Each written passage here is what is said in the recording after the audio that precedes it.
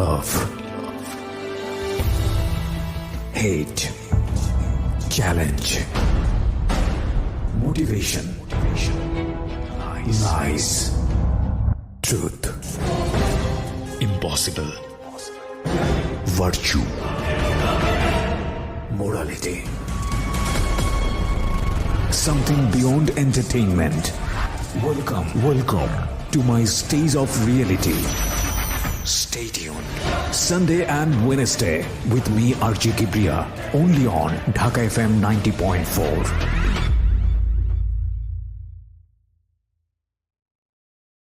এই অনুষ্ঠানটি শ্রোতাদের জীবন গল্প ভিত্তিক অনুষ্ঠান। এই অনুষ্ঠানে শ্রোতারা স্বেচ্ছায় নিজেদের জীবনের গল্প বলেন। শ্রোতারা যা এখানে বলেন তা সরজমিনে ইনভেস্টিগেটেড নয়, সুতরাং সেদিক থেকে বিশ্বাস অবিশ্বাস একান্তই আপনার নিজের। সম্পূর্ণ বিনোদনমূলক এই অনুষ্ঠানটি আমাদের ব্যক্তি জীবনে কখনো কখনো শিক্ষণীয় ভূমিকা রাখে। এই অনুষ্ঠানে যারা আসেন স্বেচ্ছায় অংশগ্রহণ করেন। এই অনুষ্ঠানে কনফেস করবার পরে কিংবা জীবন গল্প বলবার পরে তার ব্যক্তি ও সামাজিক জীবনে কোনো বিরূপ প্রভাব পড়লে সেটার জন্য রেডিও কর্তৃপক্ষ দায়ী নয়। জীবন গল্প, জীবন গল্প, জীবন নাটকের চেয়েও নাটকীয়। জীবন চলে যাবে জীবনের নিয়মে, সেখানে উত্থান থাকবে, পতন থাকবে, সেখানে রোমাঞ্চ থাকবে, অ্যাডভেঞ্চার থাকবে, চ্যালেঞ্জ থাকবে, ডিফিকাল্টিস থাকবে, যুদ্ধ থাকবে, এবং সব কিছু মিলিয়েই এই আপস অ্যান্ড ডাউনই হচ্ছে জীবন। যখন আপনি খুব আনন্দে আছেন, যখন আপনি খুব সুখে আছেন, তখন আপনার মনে করার কোনো কারণ নাই যে সুখ চিরস্থায়ী হবে, এবং যখন আপনি খুব কষ্টে আছেন, যখন আপনি কোনো দিকেই আর পথ খুঁজে পাচ্ছেন না, তখনও মনে করার কোনো কারণ নাই যে এই দুঃখ চিরজীবন জুড়েই আপনাকে বইতে হবে। কারণ ওপরে একজন আছেন, তিনি সব কিছু নির্ধারণ করেন এবং তিনি আপনার জন্য যেটা ভালো সেটা নির্ধারণ করেছেন। এই কথাগুলো আমি আসলে বলিনি, এগুলো বিভিন্ন গুণীজন বিভিন্নভাবে আমাদেরকে বলেছেন। অদ্ভুত বিষয় হলো সত্য যে আমরা যখন আনন্দে থাকি তখন আমরা ভুলে যাই যে আমাদের এই আনন্দ চিরস্থায়ী নয়, কিংবা আমরা যখন কষ্টে থাকি তখন আমরা বিশ্বাস করতে চাই না যে এই কষ্টটাও একসময় কেটে যাবে। এই কথাগুলো এই কারণেই বলছিলাম যে জীবন গল্পে যেসব অতিথিরা আসেন তাদের গল্পগুলো আমাদেরকে কখনো কখনো এরকম একটা চিন্তায় দাঁড় করিয়ে দেয়, যেখানে গল্পটা শেষ হচ্ছে, আহা মেয়েটার বুঝি কী হবে, আহা ছেলেটার বুঝি কী হবে। এই যে দাঁড় করিয়ে দেয়া, আমি দেখেছি এরপরে অনেকের জীবনে ঘুরে গেছে, অনেকেই অনেক ভালো আছেন, অনেকে তার চেয়েও খারাপ আছেন, মানে স্টুডিওতে এসেছিলেন যে খারাপ অবস্থায় তার চেয়েও ভয়ঙ্কর রকমের খারাপ আছেন। দু একটা উদাহরণ যে আপনাদের সামনে তুলে ধরিনি তা কিন্তু নয়। অর্থাৎ জীবন বহতা নদীর মতো, এবং জীবনে এই আপস অ্যান্ড ডাউনগুলো অবশ্যই থাকবে। তো আজকে এই ঢেউয়ের মধ্যে আরও একজন অতিথি যুক্ত হচ্ছেন। এই ঢেউয়ের মধ্যে তিনি আসলে আমাদেরকে কী অনুভূতিতে নিয়ে যান সেটা আমরা নিশ্চয়ই জানবো। তবে তার আগে চলুন তার সম্পর্কে আমরা একটু পরিচিত হই, তার নাম পরিচয় একটু জানার চেষ্টা করি। যে আপনার নামটা একটু বলেন প্লিজ। হ্যাঁ, আমার নাম কানিতা। কানিতা? জি, কানিতা মানে? কানিতা অর্থটা হচ্ছে অনুগত। অনুগত? জি। পুরো নামটা বলেন তো আপনি। আমার নাম হচ্ছে মোসাম্মান মাহফুজা খাতুন। আচ্ছা, এটা হচ্ছে আপনার হচ্ছে ভালো নাম, আর ডাক নাম হচ্ছে কানিতা। এই কানিতা নামটা কে রেখেছে? আসলে ওইভাবে এটা কুরআনে আমি পাইছিলাম অর্থটা আর কি, যে কারণে এই নামটা আমি যখন এসে ব্যবহার করি। ওকে, আপনি নিজে থেকেই করেছেন এই নামটা? জি। ওটা আপনার নিজের পছন্দের নাম? Okay fine. আর আমি খুব এক্সেপশনাল পেলাম তো এই জন্য জিজ্ঞেস করেছি। কানিতা নামে আমি কাউকে এখন পর্যন্ত শুনিনি। কানিজ আছে অনেক, কানিতা নাই। ঠিক আছে, তো কানিতা, আমি কানিতা বলেই সম্বোধন করি আপনাকে। বয়স কত আপনার এখন? 27 প্লাস, রাইট।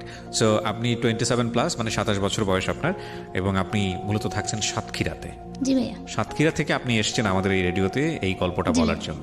তো ঠিক আছে কানিতা, শুরু করেন, কি গল্প আপনার শুনি একটু।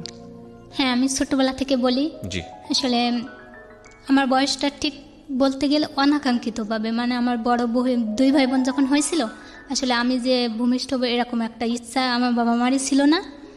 যেহেতু দেখা যাচ্ছে আমি যখন গর্ভে আসি অনেকেরই বলছিল, যেহেতু আমার বাবা অনেক গরিব কৃষকের জন্য দেখা যাচ্ছে যে 3টা ছেলে মেয়ের এভাবে কীভাবে খাইতে দিবি। অবশ্যই এটা নিয়ে আমার বাবা মা তেমন কিছু ভাবতো না যে রাখবো কি রাখবো না, কিন্তু তারপরে দেখা যাচ্ছে আশপাশের সবাই সে বোঝাতো, যেহেতু এটা তো লেখাপড়া কম জানে। তো এই অবস্থায় দেখা যাচ্ছে আমার না রাখার জন্য ওষুধ খাওয়াইছিল, কিন্তু আসলে কাজ হয়নি, আমি ভূমিষ্ঠ হয়েছি। এটা আমার মায়ের মুখে শোনা। যে ছোট থেকে এমনি আমি আসলে অনেক চঞ্চল ছিলাম, হাসি খুশি পুরো টাইপের ছিলাম, ব্রেনটাও মোটামুটি ছিল।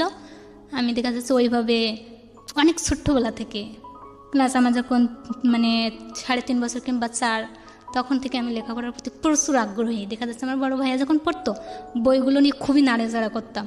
কারণ সেই থেকে দেখা যাচ্ছে আমার স্কুলে ভর্তি করানোর জন্য চেষ্টা করছিল, কিন্তু স্যারেরা মানতেই চাতো না যে এত ছোটোবেলায় এইভাবে পড়ালেখা যায় না, তো স্যার একটু শুনে দেখেন যে ও পারে কি না।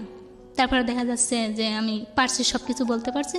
তারপর বলছে ও ক্লাসে এমনি থাক, সমস্যা নেই। আচ্ছা, কিন্তু আমার ভাই বলছে না স্যার, ওর নাম না ডাকলে সমস্যা, আমার বই খাতাগুলো এমনি সব নষ্ট করে ফেলে। তারপর থেকে আর কি আমার ওই ছোটোবেলা থেকে পড়াশোনায় ভর্তি করে দেওয়া হলো। আমি ওখান থেকে পড়াশোনা রানিং চলে যেতাম। তবে পড়াশোনার প্রতি আমার আগ্রহটা কম ছিল। দেখা যাচ্ছে কি যে বইটা পড়বো এরকম না, আমি ক্লাসে উঠবো, এইটা হচ্ছে টার্গেট, যে আমি ক্লাসেই উঠবো। ওকে। তো দেখা যাচ্ছে আমি পড়াশোনা আমার ভাই বোনদের থেকে সবসময় ঘুমাই যেতাম, কখনোই পড়তাম না। ক্লাসে কি ঘুমিয়ে যেতেন?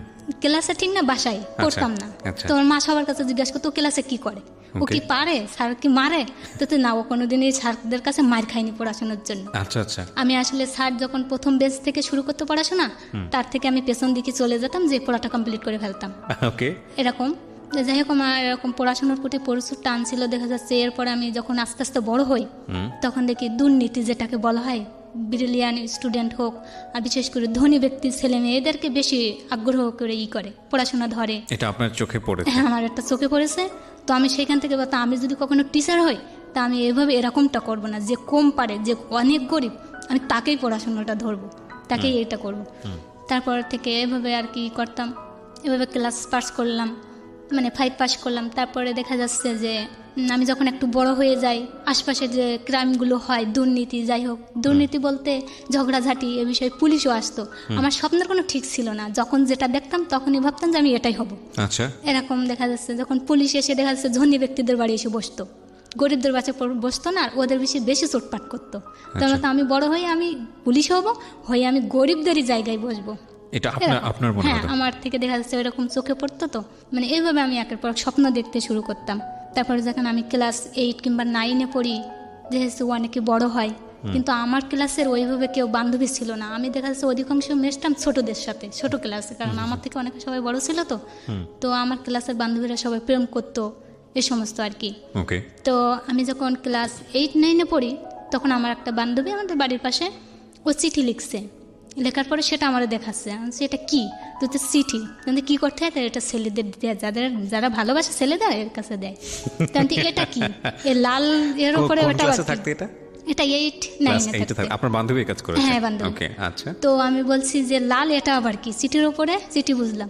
তো বলছে এটা হচ্ছে রক্ত, এই দেখ আমার আঙুলের মাথা কাটা, এটা দিয়ে আমি আর কি রক্তটা দিচ্ছি। এটার মানে কি?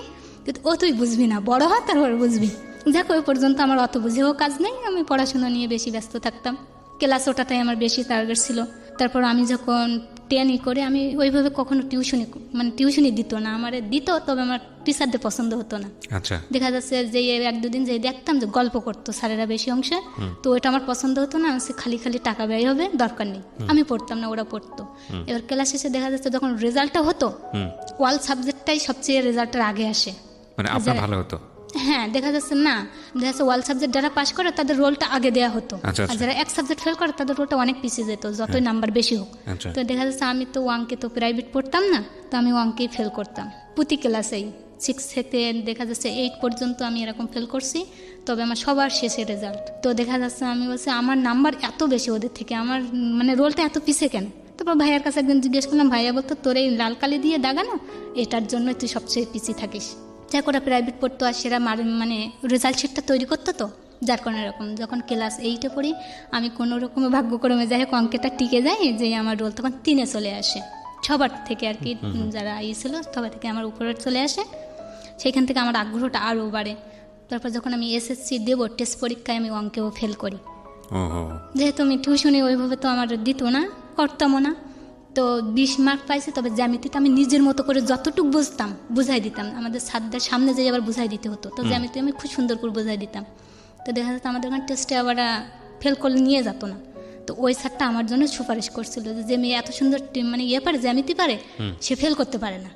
তো যাই হোক, ওনার অনুরোধে আমার নিয়ে যাওয়া হয়েছিল, আমি জানি না অবশ্যই এটা স্যারের এটা করছে। পরে স্যার একদিন জিজ্ঞাসা করলো আমার ইংলিশ স্যার, যে তোমার কিসের সমস্যা, তুমি অঙ্ক কী করো? স্যার আমি তো পড়ি না। তো আমি যদি একটা মাস্টার দিয়ে পড়বা? হ্যাঁ পড়বা নেই, তবে দেখা যাচ্ছে টেস্টের পরে 2 মাস কি 3 মাস থাকে, সে সময় দিয়েছিল। দেওয়ার পরে আমি পাশই করে যাই, ভালো রেজাল্টও করি। দেখা যাচ্ছে সব মেয়েদের তুলনায় ফার্স্ট যে মেয়েটা সায়েন্সের ওই ভালো রেজাল্ট করে, তারপর পরে আমি ভালো রেজাল্ট করি। এজন্য স্যারেরা অনেক ভালোবাসতো, যে মেয়েটা এরকম ভালোই দেখতাম না, কিছুই না, সে হঠাৎ এত ভালো রেজাল্ট করবে আমরা ভাবতেও পারিনি। যাই হোক আমি স্যারদের কাছে খুব প্রিয় ছিলাম।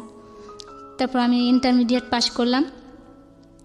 ইন্টারমিডিয়েট পড়া চলাকালীন ওরকম অনেকে ভালো লাগতো, প্রেম করতো, তো আমি শুধু দেখতাম আর শুনলে কেউ কিছু বলতো না, যেহেতু ওদের থেকে আমি ছোটো ছিলাম তো কিছুই বলতে চাতো না। তুই এসে সময় কিছু বুঝিস না, আসি না। অবশ্য আমি যখন মানে ইন্টারমিডিয়েট পড়ি তখন ঠিকমতো ওড়নাও গায়ে দিতে পারতাম না। তো একদিন একটা ডিগ্রির ভাইয়া বলছিল যে এখনও ওড়না পড়তে জানে না, দেখা যাচ্ছে মানে এই ভর্তি হয়েছে। তো আমার কথাটা খুব খারাপ লাগছিল সেই দিনে। সেরপর দেখা যাচ্ছে আমাদের নবীন বরণ অনুষ্ঠান হয়েছিল, ওই অনুষ্ঠানের দিনে আমি করছিলাম, বক্তৃতা রাখছিলাম, ফার্স্ট আমার জীবনের প্রথম বক্তৃতা। তবে সবাই খাতা দেখে দেখে বক্তৃতাটা লিখছিল, আর আমি নিজের মতো করে লিখে একটা নিয়ে মুখস্থ টাইপের করে আমি সুন্দর করে আমার মতো করে বলছিলাম, ছন্দও মিলাইছিলাম। যাই হোক, তারপর ওই দিন একটা গানও গাইছিলাম, আমি দেশাত্মবোধক একটা গান গাইছিলাম শহীদের লাইনের ধারে। এটাতে আসলে অনেক সবাই মুগ্ধ হয়েছিল, প্রাইজেরও ব্যবস্থা করা হয়েছিল। তো প্রাইজ যখন দিচ্ছে ওই ভাইয়াটাই আমার প্রাইজ দিচ্ছিল।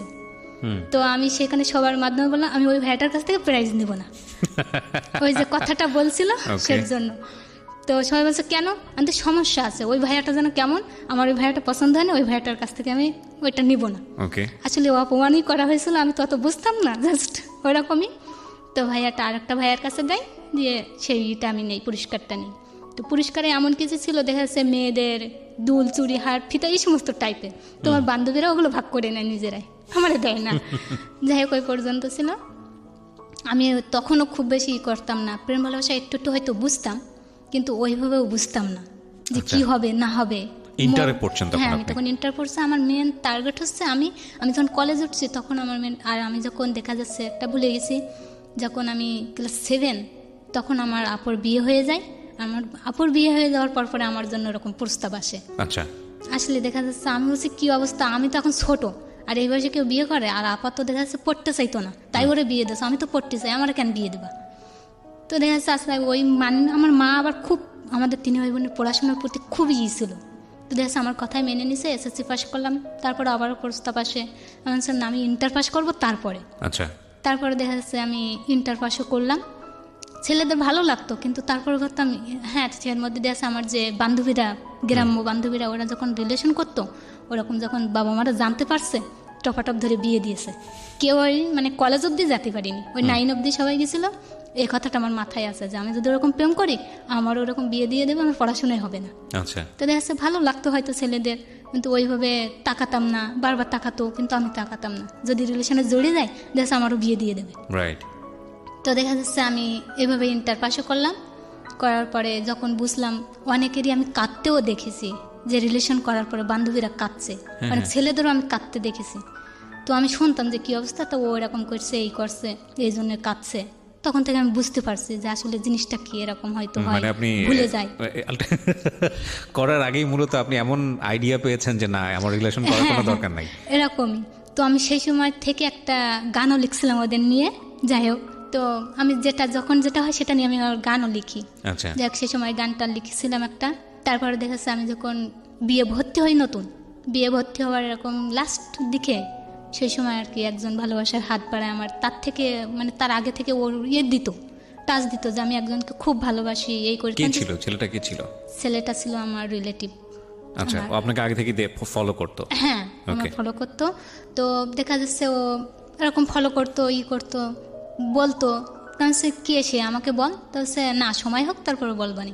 তো এরকম করতো মাঝে মাঝে, ওরকম খুব করতাম, কি সমস্যা বল, আমি দেখি কিছু করতে পারি কিনা। তো স্যার না, মানে ওই এসে আপনাকে বলতো যে কোন একটা মেয়েকে পছন্দ করে, খুব পছন্দ করে, তো বলছিস না কেন? তাইলে তো যদি সে আমারে মানে প্রস্তাবটা নাকচ করে, আমি এটা মেনে নিতে পারবো না। যাই হোক, আমি একটু সময় নিচ্ছি, সময় হলে ঠিকই বলবো তোর সাথে। আমি ঠিক আছে। তো আমি এইভাবে থাকতাম, কিন্তু আমি বুঝতাম না যে ও আমাকে এইভাবে পছন্দ করতো। তার আগে যেখানে আমার আপাতত বিয়ে হয়েছিল, আমার ক্লাস 7 থাকতে এরকম একটা প্রস্তাব আমার দুলাভাইয়ের কাছে দিছিল। ভাইয়া বলছিল আমার শালিরে আমি খুব ভালো করে চিনি, এটা আমার দ্বারা সম্ভব না, যে পর্যন্ত ওই পর্যন্তই থাক। আর ও তো ছোট, ও আমার সমবয়সী ছিল।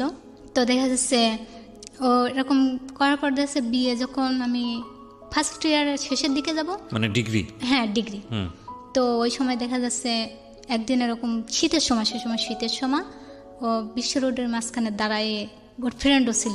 হ্যাঁ, এর আগে ওর কয়েকবার 2বার ওর ফ্রেন্ড নিয়ে আসছিল আমাদের নানু বাড়ি, আমাদের বাড়ির পাশাপাশি। ওর নানু বাড়িতে বেড়াতে আসছিল, এসে ওর ফ্রেন্ডে দিয়ে বলাবে, ও সাহসটা পাচ্ছে না। আর এটা তো আমার অনেক আগে থেকে বলছো, 8, 9 যাই হোক, এরকম ইন্টারমিডিয়েটে ওরকম বলতো, তো আমি তো ওইভাবে শুনতাম না, বলতোও না। যাই হোক, ওই সময় ওর ফ্রেন্ড নিয়ে আসছিল 2বার, কিন্তু ওর ফ্রেন্ড যেই বলতে চায় ও নিষেধ করে, বলে ওর ফ্রেন্ড নাকি ওগুলো পরে শুনছে ফ্রেন্ডের কাছ থেকে। লাস্ট আর একটা ফ্রেন্ড দিয়ে ওরকম বিয়ে, যখন আমি ফাইনাল দিতে যাব মানে ফার্স্ট ইয়ারে, সেই সময় ওরকম দেখা যাচ্ছে শীতের দিন, তখন শীতের সময় রাত্রে মাঝরাতে, তো ওরকম ফোন দিছে, আমি হঠাৎ ফোন রিসিভ করছি, কে তাই, তা ওর ফ্রেন্ড দিয়ে কথা বলছে প্রথমে যে এরকম বিষয়, ও তোমার খুব পছন্দ করে, এখন তোমার এটা করতে হবে, মানতে হবে। মানে কী করে সম্ভব, আসলে এটা তো কোনো দিনই সম্ভব না, আমাদের পরিবার থেকে কোনো দিনের জন্য মানবে না, আর এই যদি শোনে আমাদের মেরেই ফেলাবে। মানে ছেলেটা আপনার সম্পর্কে আত্মীয় সম্পর্কে? হ্যাঁ, আত্মীয় তো আচ্ছা। আর ওদের ভিতর আমাদের ভিতর তো অনেক ভালো সম্পর্ক রয়েছে, এটা নিয়ে অনেক ঝামেলাও হতে পারে, আর আমি চাই না যে এরকম কোনো ঝামেলা হোক। ও তখন বলে যে কোনো সমস্যাই হবে না, আমি সব কিছু ম্যানেজ করে ফেলবো, শুধু হা বলতে হবে, তুই শুধু হাটা বল। তা মার ওর ফ্রেন্ডরা বলছে আমি ওর, তখন ওর প্রচুর নেশা করতো, মানে সিগারেট। মামা তো ভাইদের কাছ থেকে শুনছে, ওরা একসাথে আবার ও পড়াশুনো করতো, পড়াশোনার মাঝে মাঝে আবার কাজও করতো, যে কোনো কাজ করতো। এটা আমার আসলে ওর খুব ভালো লাগতো যে কাজগুলো করে ও। আমার এমনি পরিশ্রমী ছেলেদের এমনি খুব ভালো লাগে, তো এই বিষয়টা আমার খুব ভালো লাগতো। যে জিনিসটা খারাপ লাগতো, সিগারেট খাইতো, দিনে দেখা যাচ্ছে 3-4 প্যাকেটও শেষ করে ফেলতো। তো আমি এই জিনিসটা খুব খারাপ, আর তুই মানে ও এরকমটা কেন করছে, ও নেশা করে, আর যেটা আমি সবচেয়ে বেশি ঘৃণা করি, এটা আমি মোটে পছন্দ করি না। তো ফ্রেন্ড বলছে আমিও তো খাই, আজ অব্দি আমার গার্লফ্রেন্ড আমারে এটা নিয়ে করতে পারিনি, যে খাওয়া থেকে বন্ধ করতে পারিনি, কিন্তু আজ যদি তুমি হ্যাঁ বলো তা আমিও খাওয়া ছেড়ে দেবো, ও তো দেবে আমিও দেবো, এরকম একটা বলে। আর ও তখন বিশ্ব রোডের মাঝখানে আছে, ও কিন্তু বিশ্ব রোডের মাঝখানে দাঁড়ানো আছে, আর ওরা খুব ভালো করে জানো, আর প্রচুর জেদি ছিল ছোটবেলা থেকে, খুবই জেদি, যেটা করতো বলতো সেটাই করতো, মানে তুমি যদি না করে দাও তাহলেও কিন্তু মানে। আর বিশ্ব রোডের মাঝখানে তো সে ভীষণ ব্যাপার, আমি এমনি তখন ভয় পেয়ে গেছি, প্রচুর ভয় পেয়ে গেছি। আর ও যখন আমার সাথে কথা বলছে কাঁদছে, প্রচুর কাঁদছে, আর এইভাবে বলছে, তো আচ্ছা ঠিক আছে। তো ওই থেকে ঠিক আছে মানে ওই থেকে একটু ফোন করে, আর ওই দিনে ওর সাথে আমার দীর্ঘস্থায়ী কথা বলতে 1 ঘন্টার মতন কথা বলছিলাম ওর সাথে, আর ওর ফ্রেন্ডের সাথে ওরকম 1 ঘন্টা 45 মিনিট এরকম কথা বলছি। লাস্ট আমার জীবনে ওর সাথে ওই প্রথম মানে অত দীর্ঘস্থায়ী কথা বলা ওই দিন রাত্রেই। তারপর থেকে কথা বলতো 5 মিনিট 3 মিনিট, কেমন আছিস, কি করছিস, এরকম। মানে তুই তো সম্পর্ক ছিল আপনাদের মধ্যে, যেহেতু সমবয়সী, ছোটবেলা থেকে দেখে দেখে বড় হয়েছে একসাথে এরকমই। তো দেখা যাচ্ছে যে কেমন আছিস, কি করছিস, খাইছিস কিনা, এই কথাবার্তা এরকম হতো। তারপরে আস্তে আস্তে যখন বড় হতে থাকছে, ও তো শুনতে পাতো, যেহেতু রিলেটিভ দেখাশোনা প্রস্তাব, যে কোনো প্রস্তাব আসে না, তখন তারা না কোনো প্রস্তাব আসে না। আর যেহেতু রিলেশন তো বুঝলাম, তো দেখা যাচ্ছে এটা তো কেউ জানবেই না, আর জানলে কিন্তু সমস্যা আছে, এটা কিন্তু জানানো যাবে না, আর সেই অনুযায়ী আমাদের কাজ করতে হবে প্রচুর। মানে আর দেখা যাচ্ছে আমার থেকে ও সমবয়সী হলেও আমার থেকে 2 ইয়ার নিচে ছিল। আচ্ছা, মানে পড়াশোনার দিক থেকে? হ্যাঁ, পড়াশোনার দিক থেকে আছে। পড়াশোনা আমি যখন বিয়ে করছি ওর তখন যাচ্ছে ইন্টারমিডিয়েটও পাস করিনি এরকম। তারপরে যখন আবার মানে বিয়ে ভর্তি হয়, তারপরও আবার লস খায় এরকম, যেহেতু ও কর্ম করতো, তো ও ওরকম মানে প্রাইভেটেড পড়তো না, ব্র্যান্ডও ভালো ছিল, দেশে কাজ করতে যেত, ওখান থেকে ফর্ম ফিল আপের টাকা পাঠাতো, বাড়ির দিকে ফর্ম ফিল আপ করতো না। ওর প্রতি একটু অবহেলা দেখেছি আমি ফ্যামিলি থেকে। মোটামুটি ভালো ছিল, কিন্তু ওর প্রতি যেন গুরুত্বটাই ছিল না খুব বেশি ফ্যামিলির। বড় বোন ছিল ওর সে মেজো, আর ছোট একটা ভাই ছিল। তো দেখা যাচ্ছে পড়াশোনাটা সুন্দরভাবে আমার মতো এরকম চালায় যাতে মানে কোনো সমস্যাই না হয় ফ্যামিলির থেকে মেনে নিতে। আর সবচেয়ে বড় সমস্যা যেটা হলো যে সিগারেট খাওয়াটা বন্ধ করতে হবে, কোনো মতে এটা চালানো হবে না, এটা আমি সবচেয়ে বেশি ঘৃণা করি। তো দেখা যাচ্ছে কমাই দিত, বলতো আমি খাই না, এই করি না, সেই করি না, এরকম বলতো। তারপরে তো ওইভাবে নেশা আমি জানি সেটা সবাই ছাড়তে পারে না, আমাদের পাড়া প্রতিবেশীরা তো খাতো, তো যদি সিগারেট খাতিস আমাদের বাড়ি আসবি না, তো এরকম বলতাম। তো আসলে ওরা ছাড়তে পারে না, আমি দেখছি, আর ওরাও বলে যে একটু হঠাৎ করে এভাবে ছাড়া যায় না। ওর মুখে ও শুনছি যে আমি ছেড়ে দেবো, কিন্তু আমি জানি ওইভাবে ছাড়ে না, তবে খবর নিয়ে দেখছি কমাই দিছে। তারপর দেখা যাচ্ছে প্রায় আমার পরীক্ষার সময় ও মাঝে মধ্যে বেড়াতে আসতো, দেখা যাচ্ছে। আর ওই রিলেশনটা হওয়ার পরে ও ঢাকা চলে গেছিল, ঢাকা চলে ওখান থেকে কথা বলতো, আর ওই 2-5 মিনিট কথা বলতো ওইভাবে, কেমন আছিস, কি করছিস। ওইখানে ও মানে গেছিল, ও গার্মেন্টসে কাজ করতো ওইখানে যেয়ে, তো পরিবারের দিকে টাকা পাঠাতো, ও নিজে খরচ চালাতো এরকমই। তো কথা বলতে বলতে হঠাৎ দেখা যাচ্ছে কথা বলা বন্ধ, কদিন ধরে কথা বলে না। ও প্রায় ফোন দিত, আমি কখনোই ফোন দিতাম না, ওই ফোন দিত, হয় সকালে না হয় বিকালে না হয় দুপুরে, যে মানে প্রতিদিনই ফোন দিত যে কোনো টাইমে। তো ওইভাবে কথা বলতাম, 2-5 মিনিট কথা হতো, আর কথা বলতাম আমার মার সামনে প্রায় কথা হতো, সিম্পল। মানে কেউ বুঝতে পারতো না যে আমাদের ভিতরে এরকম একটা রিলেশন আছে। বাইরে কোনোদিন প্রকাশ পাইনি, জাস্ট নিজেদের ভিতরে। আর জানার মধ্যে ওই ফ্রেন্ডটা জানতো আর আমি জানতাম। জানার পরে দেখা যাচ্ছে এখানে 2-3 বছর পরে আমার একটা বান্ধবী জানতে পারে। সে বান্ধবীর সাথে ও বলছে, আমি কিছু বলিনি, ওই বলছে, কারণ আমি এভাবে জানতে দিতাম না। গ্রামে যদি এটা জানাজানি হয় খুব সমস্যার ভেতরে পড়ে যেতে হবে। আর আমরা এমন একটা পরিবার, দেখা যাচ্ছে গরিব, কিন্তু আমাদের সম্মানটা ওখানে অনেক বেশি, খুবই বেশি। আমার আব্বা দাদু খুবই সহজ সরল ছিল। তারপর আমার ভাইয়া আপু তো এরকম তার ছিল না। যেহেতু এরকম যদি আমার কোনো সমস্যা হয় আমার পরিবারে দেখা মান সম্মানের ব্যাপার স্যাপার, সবাই বলবে যে উনি প্রেম করে। আর ছোটোবেলা থেকে আমার এরকম ইচ্ছা ছিল, যখন থেকে বুঝতে পারছি জিনিসটা কান্নাকাটি করে মানুষ, তখন থেকে আমি এটা করতাম যে যাকে ভালোবাসবো তাকেই বিয়ে করব, আর দরকার হলে আমি প্রেমই করব না, দেখা বিয়ের পরে প্রেম করব। এরকম যখন আমি বিয়ে ফার্স্ট ইয়ারটা থাকতাম, বুঝতে শিখেছি তখন থেকে। এই জন্য এসবগুলো আমি কাউকে জানাতে দিতাম না, যে মান সম্মানের ব্যাপার। তো দেখা ওই কথা বলতো, ওইভাবে জানাজানি হয় না। তো যখন করতো যে আজ দেখা যাচ্ছে আমরা একটা রিলেশনে জড়াইছি, আজ আমি কত দূর, এই সমস্ত কথা বলতো। যাই হোক, তো হঠাৎ একদিন কথা বন্ধ, কথা বলে না। তো আমি বাসায় ওইভাবে ওর কাছে তো ফোন দিই না, ফোন অনেক দিন 5-7 দিন পরে ফোন দিছি, দেখি ফোন সুইচ অফ, যায় না। তারপরে আমি ওর বড় বোনের কাছে ফোন দিই, কেমন আছো আপু, কী করছো। কিন্তু ওই যে চোরের মন পুলিশ ডাইরেক্টলি ওরে বলতাম না যে ও কেমন আছে। যদি কিছু মনে করে, অবশ্য মনে করবে না, তারপরে চোরের মন পুলিশ যদি কিছু মনে করে কেমন আছে, তা হ্যাঁ ভালো আছে। তো যে ফোন টোন করে, তো সে মাঝে মধ্যে করে, অনেকদিন পর পর। দেখা যাচ্ছে 1 মাস 1.5 মাস পরে যখন ফোন করে, আমি কী ব্যাপার, ফোন বন্ধ ছিল। যে আমার ফোনটা আসলে আমার বসের ফোনটা সমস্যা হয়েছিল, তা আমার ফোনটা আমার বস ব্যবহার করতো। তো আচ্ছা ঠিক আছে, এই জন্য আর কি। তো মাঝে মধ্যে এখান থেকে ফোন দিলে তো হয়, যে তাহলে আর মানুষ টেনশানে থাকে না যে কোথায় আছে না আছে, কী করছে। তো হচ্ছে সমস্যা নেই, আমি ভালোই থাকি, সব সময় ভালো থাকি, ভালোই তো রাখিছিস, আমি কেন ভালো থাকবো না, এইসব বলতো আর কি। ওর মধ্যে দেখা যাচ্ছে মাঝে মধ্যে ওখান থেকে বেড়াতে আসতো, আর দেখা যাচ্ছে ও যখন বাসায় আসতো তখন বলতো যে আমাদের বাসায় বেড়াতে আয়। তো দেখা যাচ্ছে ওই সময়টা আমি যেতাম না, কারণ আমি আর বিশেষ রিলেশনটা করার পরে আমি শুধু ওই ভালো মন্দটাই জিজ্ঞাসা করতাম, বেশি জড়াতে চাইতাম না। কিন্তু ও একদিন মনে হয় বুঝতে পারছো হঠাৎ পেরে, বলছে কি তুই কি শুধু আমার সাথে অভিনয় করছিস আমার ভালো করার জন্যে? যদি মনে করিস সেটা অভিনয় করছিস, জীবনে সবচেয়ে বেশি বড় ভুল যদি করে থাকিস ওইটাই করবি তুই, এরকম বলছে। তখন আমার ভীষণ খারাপ লাগছে, যে আসলেই তো আমি চাচ্ছিলাম যে আস্তে আস্তে ভালো হয়ে উঠুক।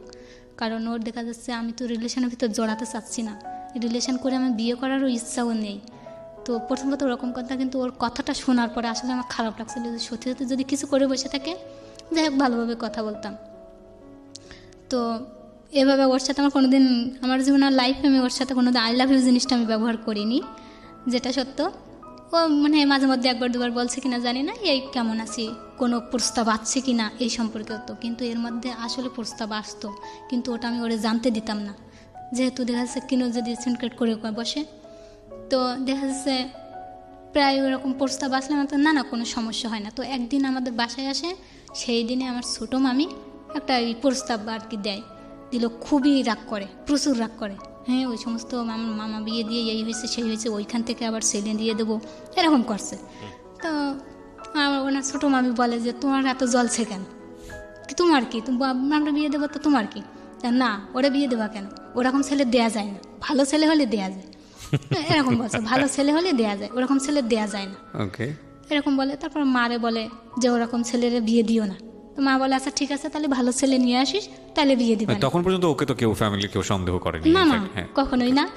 তো দেখা যাচ্ছে ভালো ছেলে আনিস, তাহলে বিয়ে দিবানি, সমস্যা নেই। তো হচ্ছে কি হ্যাঁ ভালো ছেলেই আসবে, ওরা কোথাও দেখাইও না, ওইভাবে যেন ওর প্রস্তাব না আসে, এই আর কি। এতটাই মানে ডিপ রিলেশন ছিল আপনাদের ফ্যামিলির সাথে? খুবই ক্লোজ ছিল, এটা দেখে ওর চাচাতো ভাই বোনরা মানে খুবই করতো, হিংসা করতো। আর আমরা, ওরা কয় ভাই বোনি, আমরা কয় ভাই বোনি, এতটা করতাম, কেউ বিশ্বাস করতে পারতো না যে এরা মানে আপন না, এরকম কি মতো মানে মায়ের পেটের ভাই বোনের মতো, এতটা সুসম্পর্ক ছিল আমাদের ভিতরে। তো দেখা যাচ্ছে এভাবে আমাদের চলে। প্রস্তাব তো একের পরে এক আসে, আর যখনই প্রস্তাব আসে আসলে আমার মানে এমন এমন প্রস্তাব আসে মেনে নিতেও বাধ্য, যে প্রস্তাবটা খারাপ না করার মতনই কিছু না। তো আমি যাইতে চাইতাম না, প্রস্তাব যেগুলো আসতো দেখতে আসলে আমি যাইতে চাইতাম না। আমি তারপরেও গেছি, মানে তখন যে আমি কী করবো, যদি পছন্দ হয়ে যায় আমি কি করব? আর ও তো যা একটা কিছু করেই ফেলবে। আর এর আগেও বলছে যদি এরকম কিছু হয়ে যায় আমি কিন্তু বাধাগ্রস্ত করবো, মানে বাধাই দেবো, যদি মানে তো ভালো, না হলে উঠাই নিয়ে আসবো, এরকম একটা। আর এটা শুনে তো আমার আরও খারাপ লাগে, মানে সম্মানের ব্যাপার, আমি সম্মানটাই সবচেয়ে বড় করে দেখতাম, আমার হোক আর আমার ফ্যামিলিরই হোক। তো দেখা যাচ্ছে যখন প্রস্তাব আসতো ওরে তো আমি জানাতেই না, তাছাড়া মারও বলতাম যে আমি পড়াশুনোটা শেষ করি, এত তাড়া কিসে। তা বলে দেখা যাচ্ছে ওরা তো পড়াশোনাও করাবে কিংবা পড়তে চাইলেও পড়াবে, তাহলে সমস্যা কি, মানে মেনে নেওয়ার মতো তেমন কিছু না এরকম। তো আমি যখন ওদের সামনে যেতাম আমি ঠিক মতো চুলটা সাজুগুজু তো দূরে থাক, আমি চুলটা ঠিক মতো কোনোদিনই আছড়াই যাইনি ওদের, যাতে করে আপনাকে দেখে হ্যাঁ, পছন্দ না করে। তো মা এ নিয়ে আমার প্রচুর বকাবকি করতো, চলে যাওয়ার পরে প্রচুর মানে গালাগালি করতো, মানে খুবই। তো দেখা যাচ্ছে আমি সহজে মার সামনে থাকতাম না, যখনই আসতাম তখনই শুরু করতো, যাতে গালাগালিটা না দিতে পারে সেজন্য আমি আড়ে ঘুরে বেড়াতাম। তো দেখা যাচ্ছে সামনে আসলে ভাত খাওয়ার সময় তো একসাথেই খাই, আমরা কেউ কারোর ছেড়ে ভাত খাই না।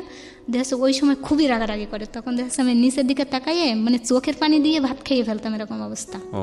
মানে কিছু বলতেও পারতাম না, কিছু করতেও পারতাম না, না পারছি বলতে যে এরকম একটা, না পারছি যে এটা মানে থাক, তখন এরকম হতো, শুধু কান্না করতাম, মানে প্রত্যেকটা অবস্থা এরকম, মানে পুরো প্লেটটা ভিজে যেত, হয়তো দেখতে পেতো না, অমনি আমি ভাত খেয়ে নিতাম, চোখের পানি খেয়ে নিতাম, এরকম অবস্থা, আমি চোখের পানি খেতাম।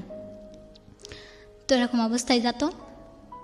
তারপরে দেখা যাচ্ছে প্রত্যেকটা ক্ষেত্রে এরকমই হতো, কিন্তু কাউরে কোনো দিন জানা আফারে বলতাম যে আপা এগুলো দেখ মার একটু বোঝা না, যে হচ্ছে আমি বড় হয়েই তো যাচ্ছি, আমি পছন্দ মতো নিয়ে বিয়ে করবো না, আমি তার এমন কোনো করছি না যে সবাই প্রেম করে কেউ সমস্যা করে, আমি তো সেরকম কিছু করছি না, যা শুধু একটু পড়তে চাচ্ছি, এই ছাড়া তো কোনো সমস্যা না।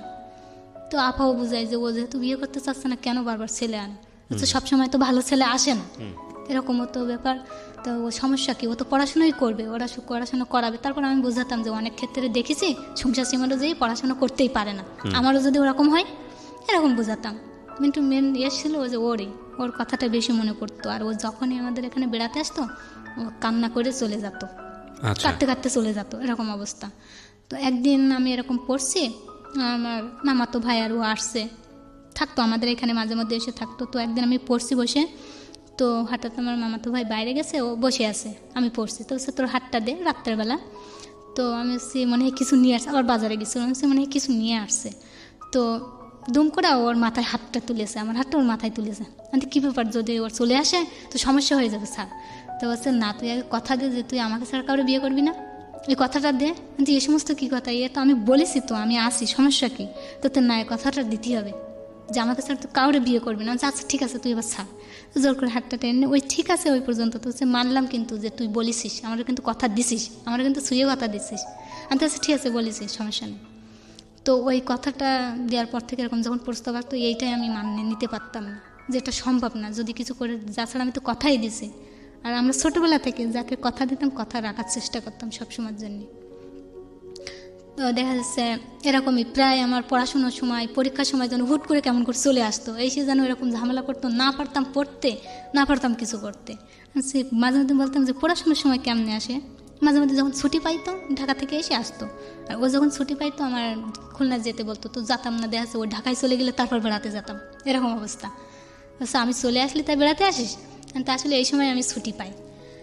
তো দেশে এইভাবে যাই, এরপরে এরকম বলে যে কতদিন এইভাবে চালিয়ে নিয়ে যায় বিয়ের প্রস্তাব। আমি তো কি মাথা ঠিক আছে, যেহেতু বড় বোন একটা আছে তোর, কোনো দিন কি তোর বিয়ে দেবে, বড় বোনের রেখে আগে আপুর বিয়ে হোক তারপরে। তো দেখছে আপুর বিয়ে ঠিক হয়, তো দেখা যাচ্ছে আমার আপুর বিয়ে আসলে মানে দেখাশোনাটা জাস্ট হয়েছে, ও রিলেশনটা করার পরে যখন ঢাকায় চলে যায়, তারপরে মাঝে মানে একদিন আসছিল আমাদের বাসায় রিলেশনের পরে। তারপরে আর লাস্ট দীর্ঘদিন বিয়ে, ও যখন 6 মাসের পর মাথায় আর কি করে যোগাযোগটা বন্ধ করছিল, এ নিয়ে আমি এর বাদে কয়েকবার গেছি, কিন্তু ওইভাবে যোগাযোগটা করতো না, মাঝে মধ্যে করতো। তো দেখা যাচ্ছে ওই আপুর বিয়ের সময় গেছি, যাওয়ার পরে ও বলছিল যে তুই আসবি না আপুর বিয়েতে, আনছি কি না আমি যাব না। কেন যাবি না, আনছি এমনি যাব না। তুই আর না আসলে তো আমাদের বিয়েটাই হবে না, আপুর বিয়েটাই হবে না। কিন্তু অলরেডি খালু আমাদের নিতে চলে আসছে, 1 সপ্তাহ আগে, বিয়ের 1 সপ্তাহ আগে আমাদের নিয়ে গেছে, নানিরা আমারে নিয়ে গেছে। যাওয়ার পরে বিয়ের দিনে আর কি ও তো আসার পরে ও মাঝে মধ্যে প্রচুর করতো, সমস্যা করতো, মানে ফ্যামিলিতে প্রচুর ঝগড়াঝাটি করতো ওদের, মানে ওর বাবার ভিতরে ওর ভিতরে কোনোদিনই নিজেদের ফ্যামিলিতে বিশেষ করে ওর বাবার সাথে ওর মোটেও মানে হতো না, অ্যাডজাস্ট হতো না, এনার মত ওনার মত মোটেই খাটতো না, এরকম এই নিয়ে প্রচুর ঝগড়াঝাটি হতো। তো দেখা যাচ্ছে বিয়ের দিন ওরকম সমস্যা হয়েছে, বিয়ের আগের দিন সম্ভবত গায়ে হলুদের দিন প্রচুর ঝগড়াঝাটি করছে কারোর সাথে, এই নিয়ে ওর বাবার সাথে আর কি ঝগড়াঝাটি করছে খুবই। তো দেখা যাচ্ছে আমি এই সময় ও রাগ করে চলে যাচ্ছে, প্যান্ট ট্যান্ট গোছাই নিয়ে যে আমি ঢাকা চলে যাবো। তো এই সময় ওই অবস্থা দেখে তো আমার কিছু করার নেই, আমিও তাড়াতাড়ি ব্যাগগুলি গোছাচ্ছি। কেন? দেখা যাচ্ছে ওর চলে যাচ্ছে, আর একটা বাসা থেকে এরকম রাগারাগি হলে তো ওর ফ্যামিলিও তো খারাপ লাগবে এই জিনিসটা। যাচ্ছে হঠাৎ করে বিয়ে, আর মানে মেয়ের বড় ভাই সে যদি চলে, আবার ব্যবস্থাগুলো ওই করছে সব কিছু, মানে বিয়ের ইয়েটাগুলো ওই করছে। তো দেখা যাচ্ছে ও যখন গোছাচ্ছে আমিও তো বলছে, তুই গোছাচ্ছিস কেন? আনতেস কি যে বাড়িতে এরকম সমস্যা হয় যে একজন চলে যাচ্ছে সে বাড়ি, তো তাই এমনি আমার ভালো লাগবে না, বিশেষ করে আমি তো এসবগুলো পছন্দই করি না। তো এ মনে করে ও আর গোছায় না, ওর থেকে যায়। মানে আপনি চাচ্ছিলেন সামহাও ওকে আটকানোর? হ্যাঁ, ওকে আটকানোর জন্য জাস্ট। তো দেখা যাচ্ছে ও আর যায়নি, ব্যাগগুলো রেখে দিল, যায়নি। তারপরে আমি আবার আমার আপুটার বিয়ে হয়েছিল, মানে কবুল পরে রাখছিল, শাদিটা হয়নি, আর এই শাদিটার সময়ও আর কি এই ইয়েটা হচ্ছে। তো এর আগে যেদিন ওরকম ঝগড়াঝাটি হচ্ছে সেদিন আপুর বরটা ওখানে ছিল।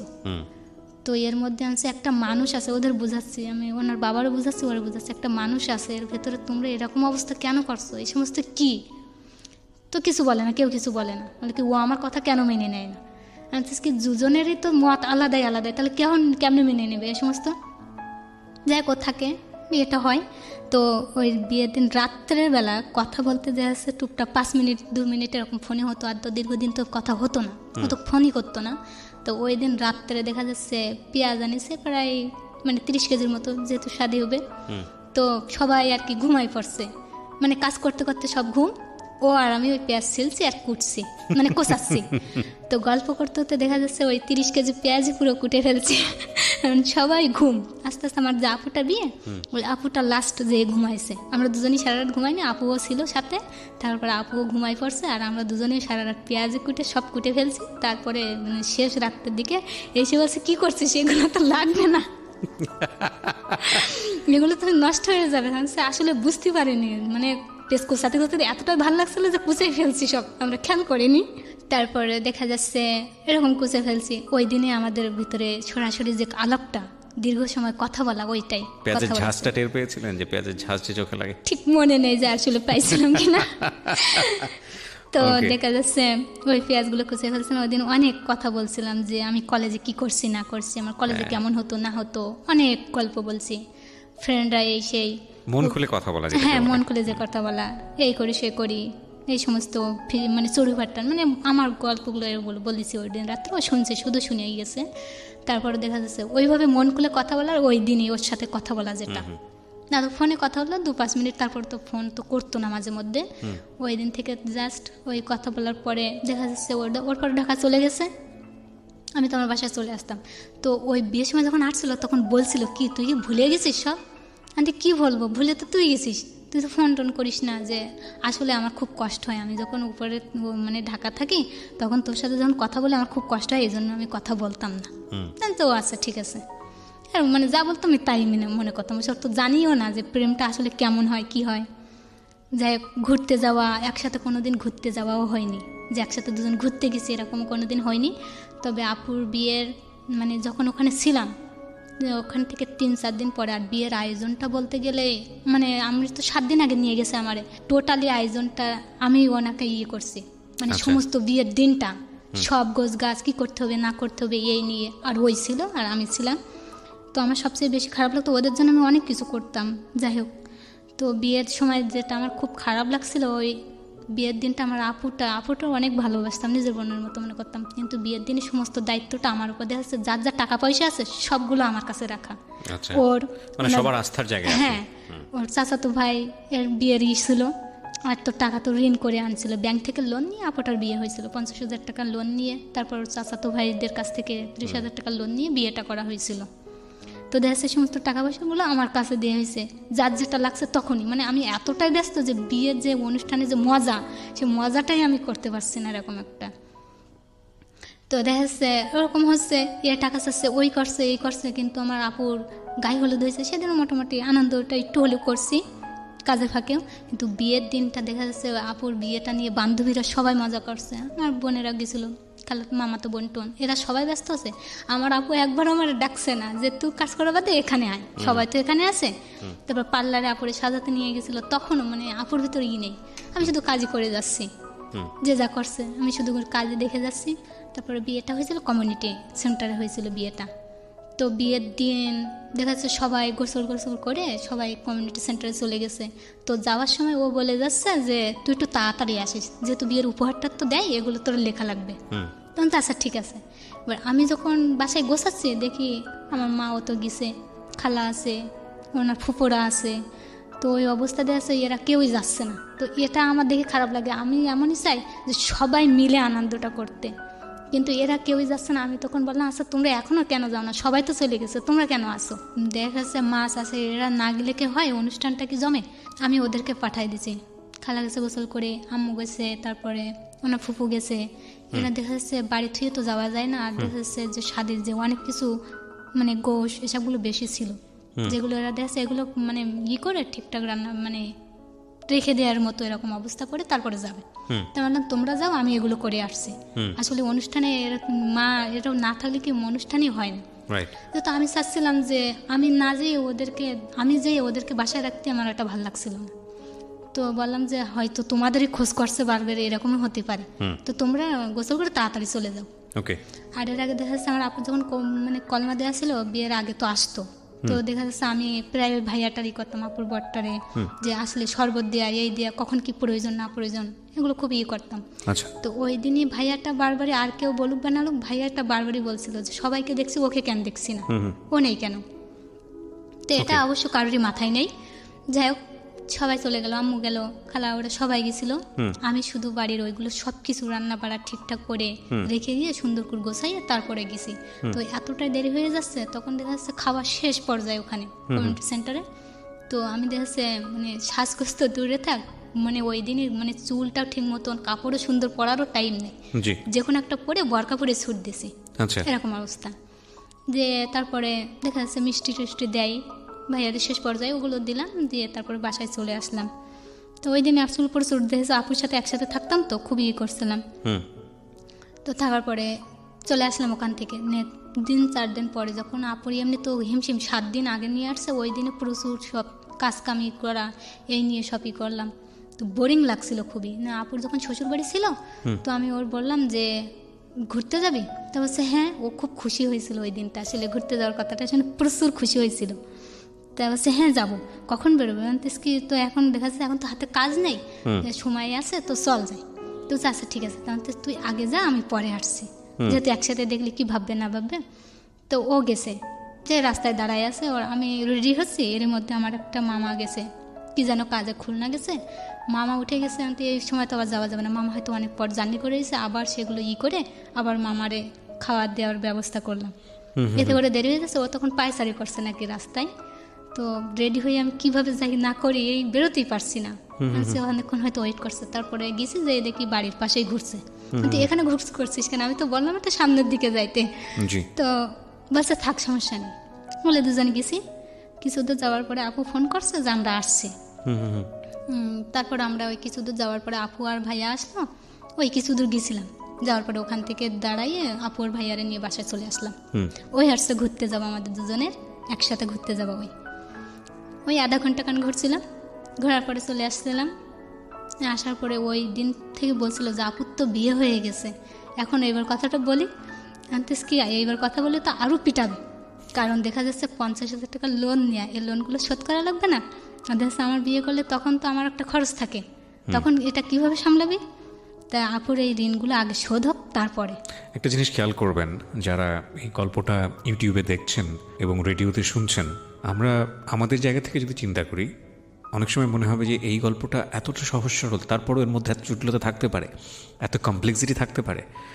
আপনাদের মতো করে কিন্তু আমিও চিন্তা করছি, মাত্র 50,000 টাকা। কারো কারোর জন্য 50,000 টাকা 50 টাকাও না, ঠিক আছে, কিন্তু কারো কারো জীবনে এটা 50,000 টাকা 50 কোটি টাকার মতো। এইরকম একটা পরিবার, গ্রামীণ পরিবার, কৃষিভিত্তিক পরিবার, সেখানে সুইট একটা লাভ, আত্মীয় সম্পর্কের মধ্যে একটা ব্লাড রিলেটিভ বলা যায়। আমরা খুব সচেতনভাবেই ছেলেটির নাম এখানে এক্সপোজ করছি না। তো সেখানে এত সুন্দর একটা সম্পর্ক, এবং এটা শেষ পর্যন্ত কোন দিকে যায় সেটাই হচ্ছে কথা। চলুন, তারপর কি হলো? তারপরে বললাম যে এই 50,000 টাকা পুরোটাই তোর লোনটা শোধ করা লাগবে। তাহলে এটা তো আমার কাছে কোনো ব্যাপারই না। কিন্তু ঠিক আছে তাই হোক। তারপরে তো শুধু 50,000 না, শুনলাম নাকি চাচাতো ভাইদের কাছ থেকে আরও 30,000 টাকা লোন আছে। কিন্তু হ্যাঁ আছে, ওটাও দেবো। কিন্তু ঠিক আছে এইগুলো দে, তারপরে বুঝবো যে হ্যাঁ তুই একটা যোগ্য ছেলে। কারণ আমার টার্গেটটাই ছিল ওর পরিবারের ভিতরে প্রচুর ঝগড়াঝাটি করতো, তো আমি এরকমই চাইতাম যে ও একটা যোগ্য ছেলে হয়ে উঠুক, তাহলে যাচ্ছে সম্পর্কটা মেনে নিতে কোনো সমস্যাই থাকবে না। রাইট।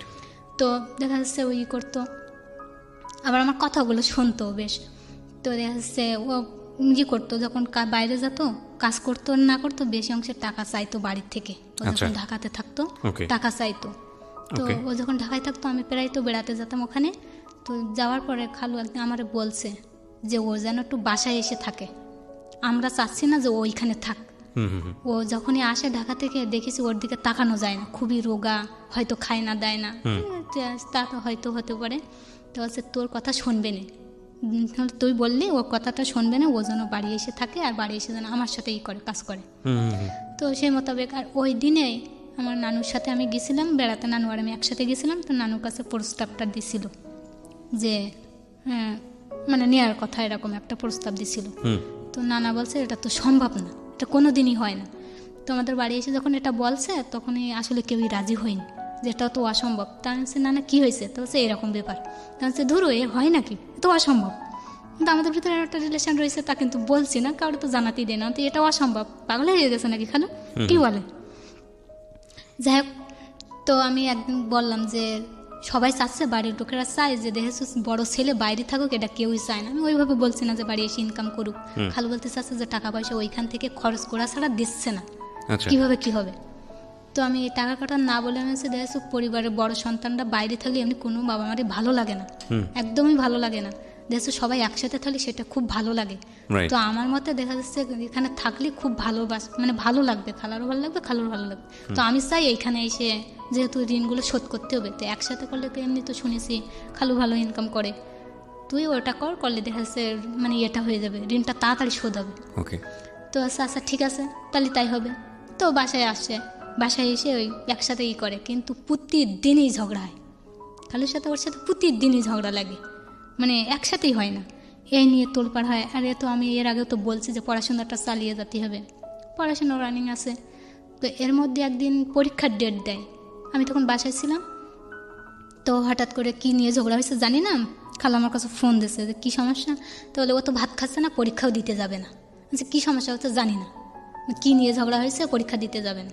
তো আমি ফোন দিয়ে আমি তেমন কিছু বলতাম না, শুধু বলতাম যে এগুলো আমার ভালো লাগে না, আমার এটা সহ্য হয় না, আমার খুব খারাপ লাগে, আর কত কষ্ট দিবে, এরকম বলতাম। যে অত কত আমি কিচ্ছু জানতে চাই না, এখন ভাত খাবে, সোজা পরীক্ষা দিয়ে আসবে, তারপরে কি হবে না হবে পরে ভাবা যাবে। তো দেখা যাচ্ছে ওই মুহূর্তে ভাত খেয়ে চলে যায়, পরীক্ষাটা দিয়ে চলে আসে। মানে কোনো কিছু হলে আমারে জানাতো, খালা বলে ফ্যামিলি থেকে জানাতো। হ্যাঁ ওর ফ্যামিলি থেকে, মানে ফ্যামিলি বুঝতো যে আপনি কথা বললে ও শুনবে। বুঝবে। আচ্ছা, ভেরি ইন্টারেস্টিং। প্রায় কোনো কিছু হলে এরকম বলতো। তারপর আমি বলতাম যে পরিবারের ঝগড়াঝাটি না করে একসাথে কর। আর এরকম আমি একদিন তারপরে এরপরে দেখা প্রস্তাব তো আসে, এর মধ্যে আমি আস্তে আস্তে বিয়েটা কমপ্লিট করি। ডিগ্রি পাস কমপ্লিট হয়ে যায়। হ্যাঁ ডিগ্রি পাস কমপ্লিট হয়ে যায়। আর এটা হওয়ার পরে তো প্রস্তাবটা আরও আসা শুরু করে, যেহেতু বিয়ে পাস করছি, অনেক বড় হয়ে গেছি। আর গ্রামের দিকে মানে ওই যে বললাম সব প্রেম করছে, দেখা যাচ্ছে 14 বছর 15 বছর এরকম বিয়ে শাদী হয়ে গেছে, মোটামুটি বাচ্চা কাচ্চা হয়ে গেছে। হ্যাঁ তখন আমি একমাত্র এরকম।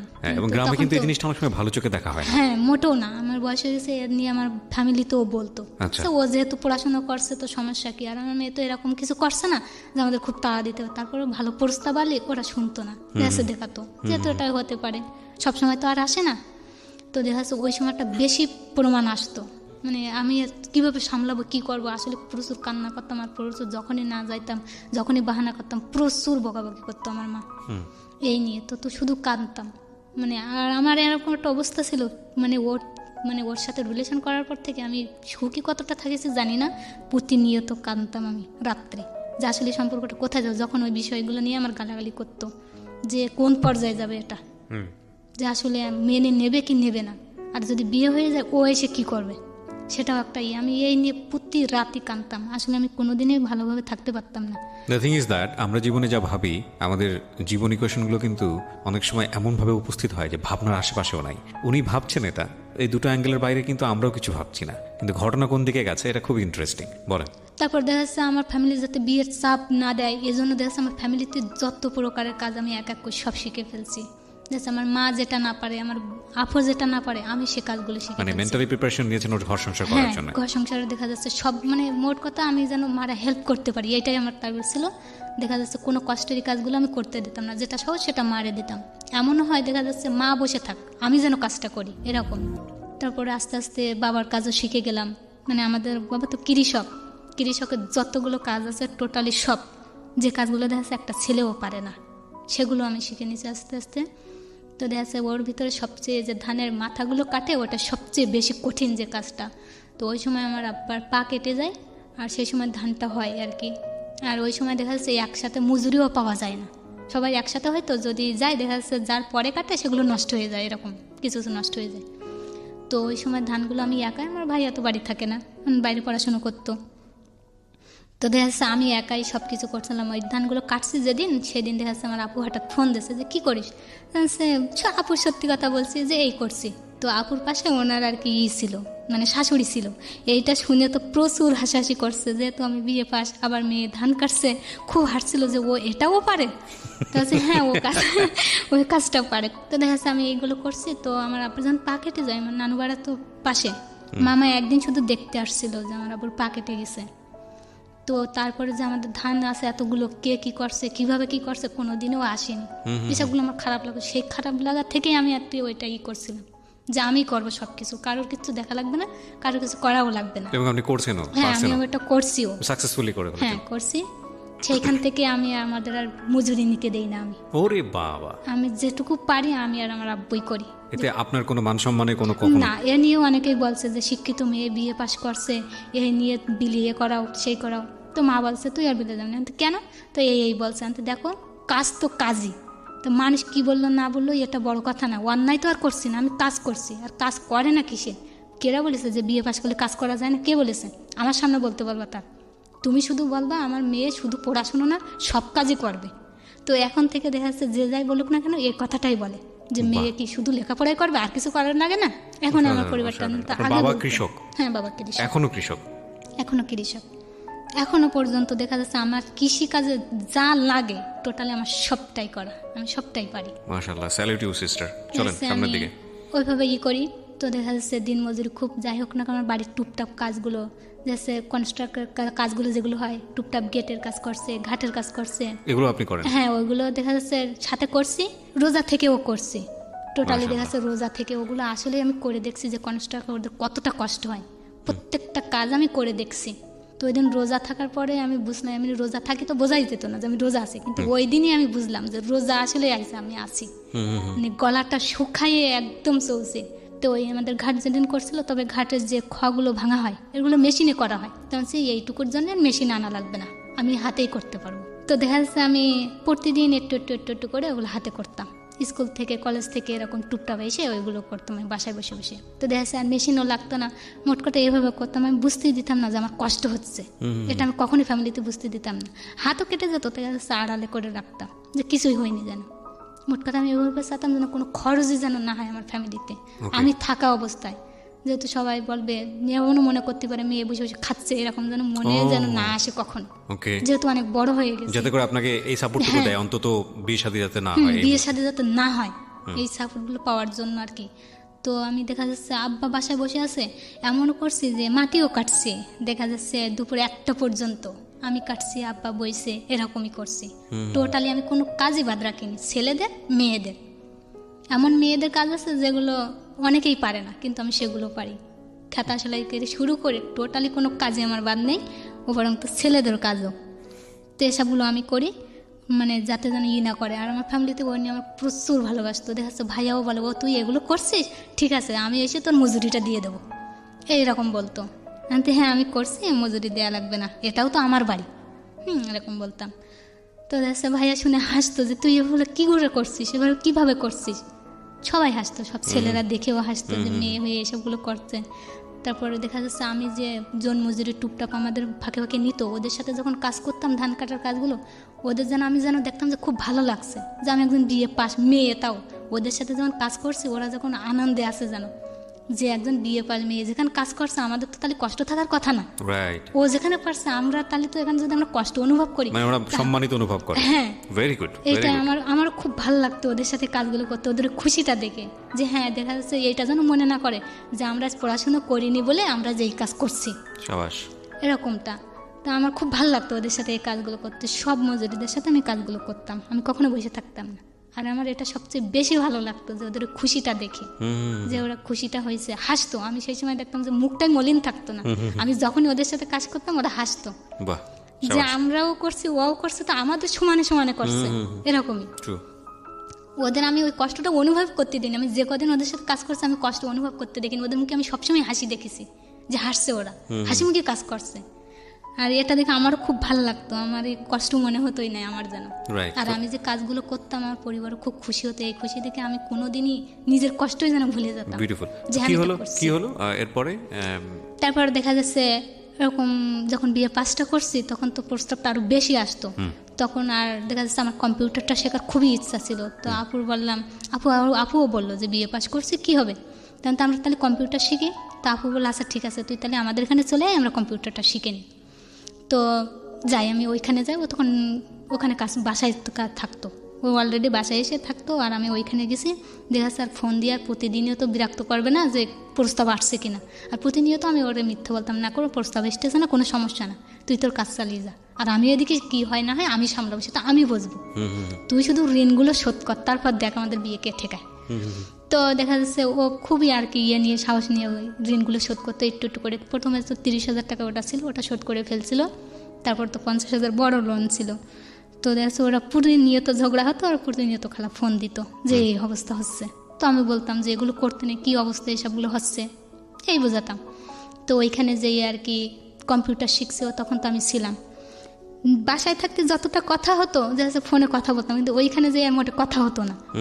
ও দেখা যাচ্ছে খুব ভোরে চলে যেত, মানে আজানের পরপরই চলে যেত, মাছের ব্যবসা করতো, আজানের পরপরই চলে যেত, আর বাড়ি আসতো না রাত 12টার সময়। আচ্ছা, রাত 12টার দিকে চলে আসতো। ওই সময় দেখা যাচ্ছে কথা বলা খুব একটা হতো না। তারপরে এটা নিশ্চিন্তে ছিলাম যে আর ফোন দিয়ে আর বারবার বিরক্ত করবে না, আর শুনবেও না, আমার বাসার থেকেও আর প্রস্তাব আসবে না, খুব নিশ্চিন্তে খুব ভালোভাবে ছিলাম আমি ওখানে। তো থাকার পরে দেখা যাচ্ছে ওরকম ঝগড়া হতো।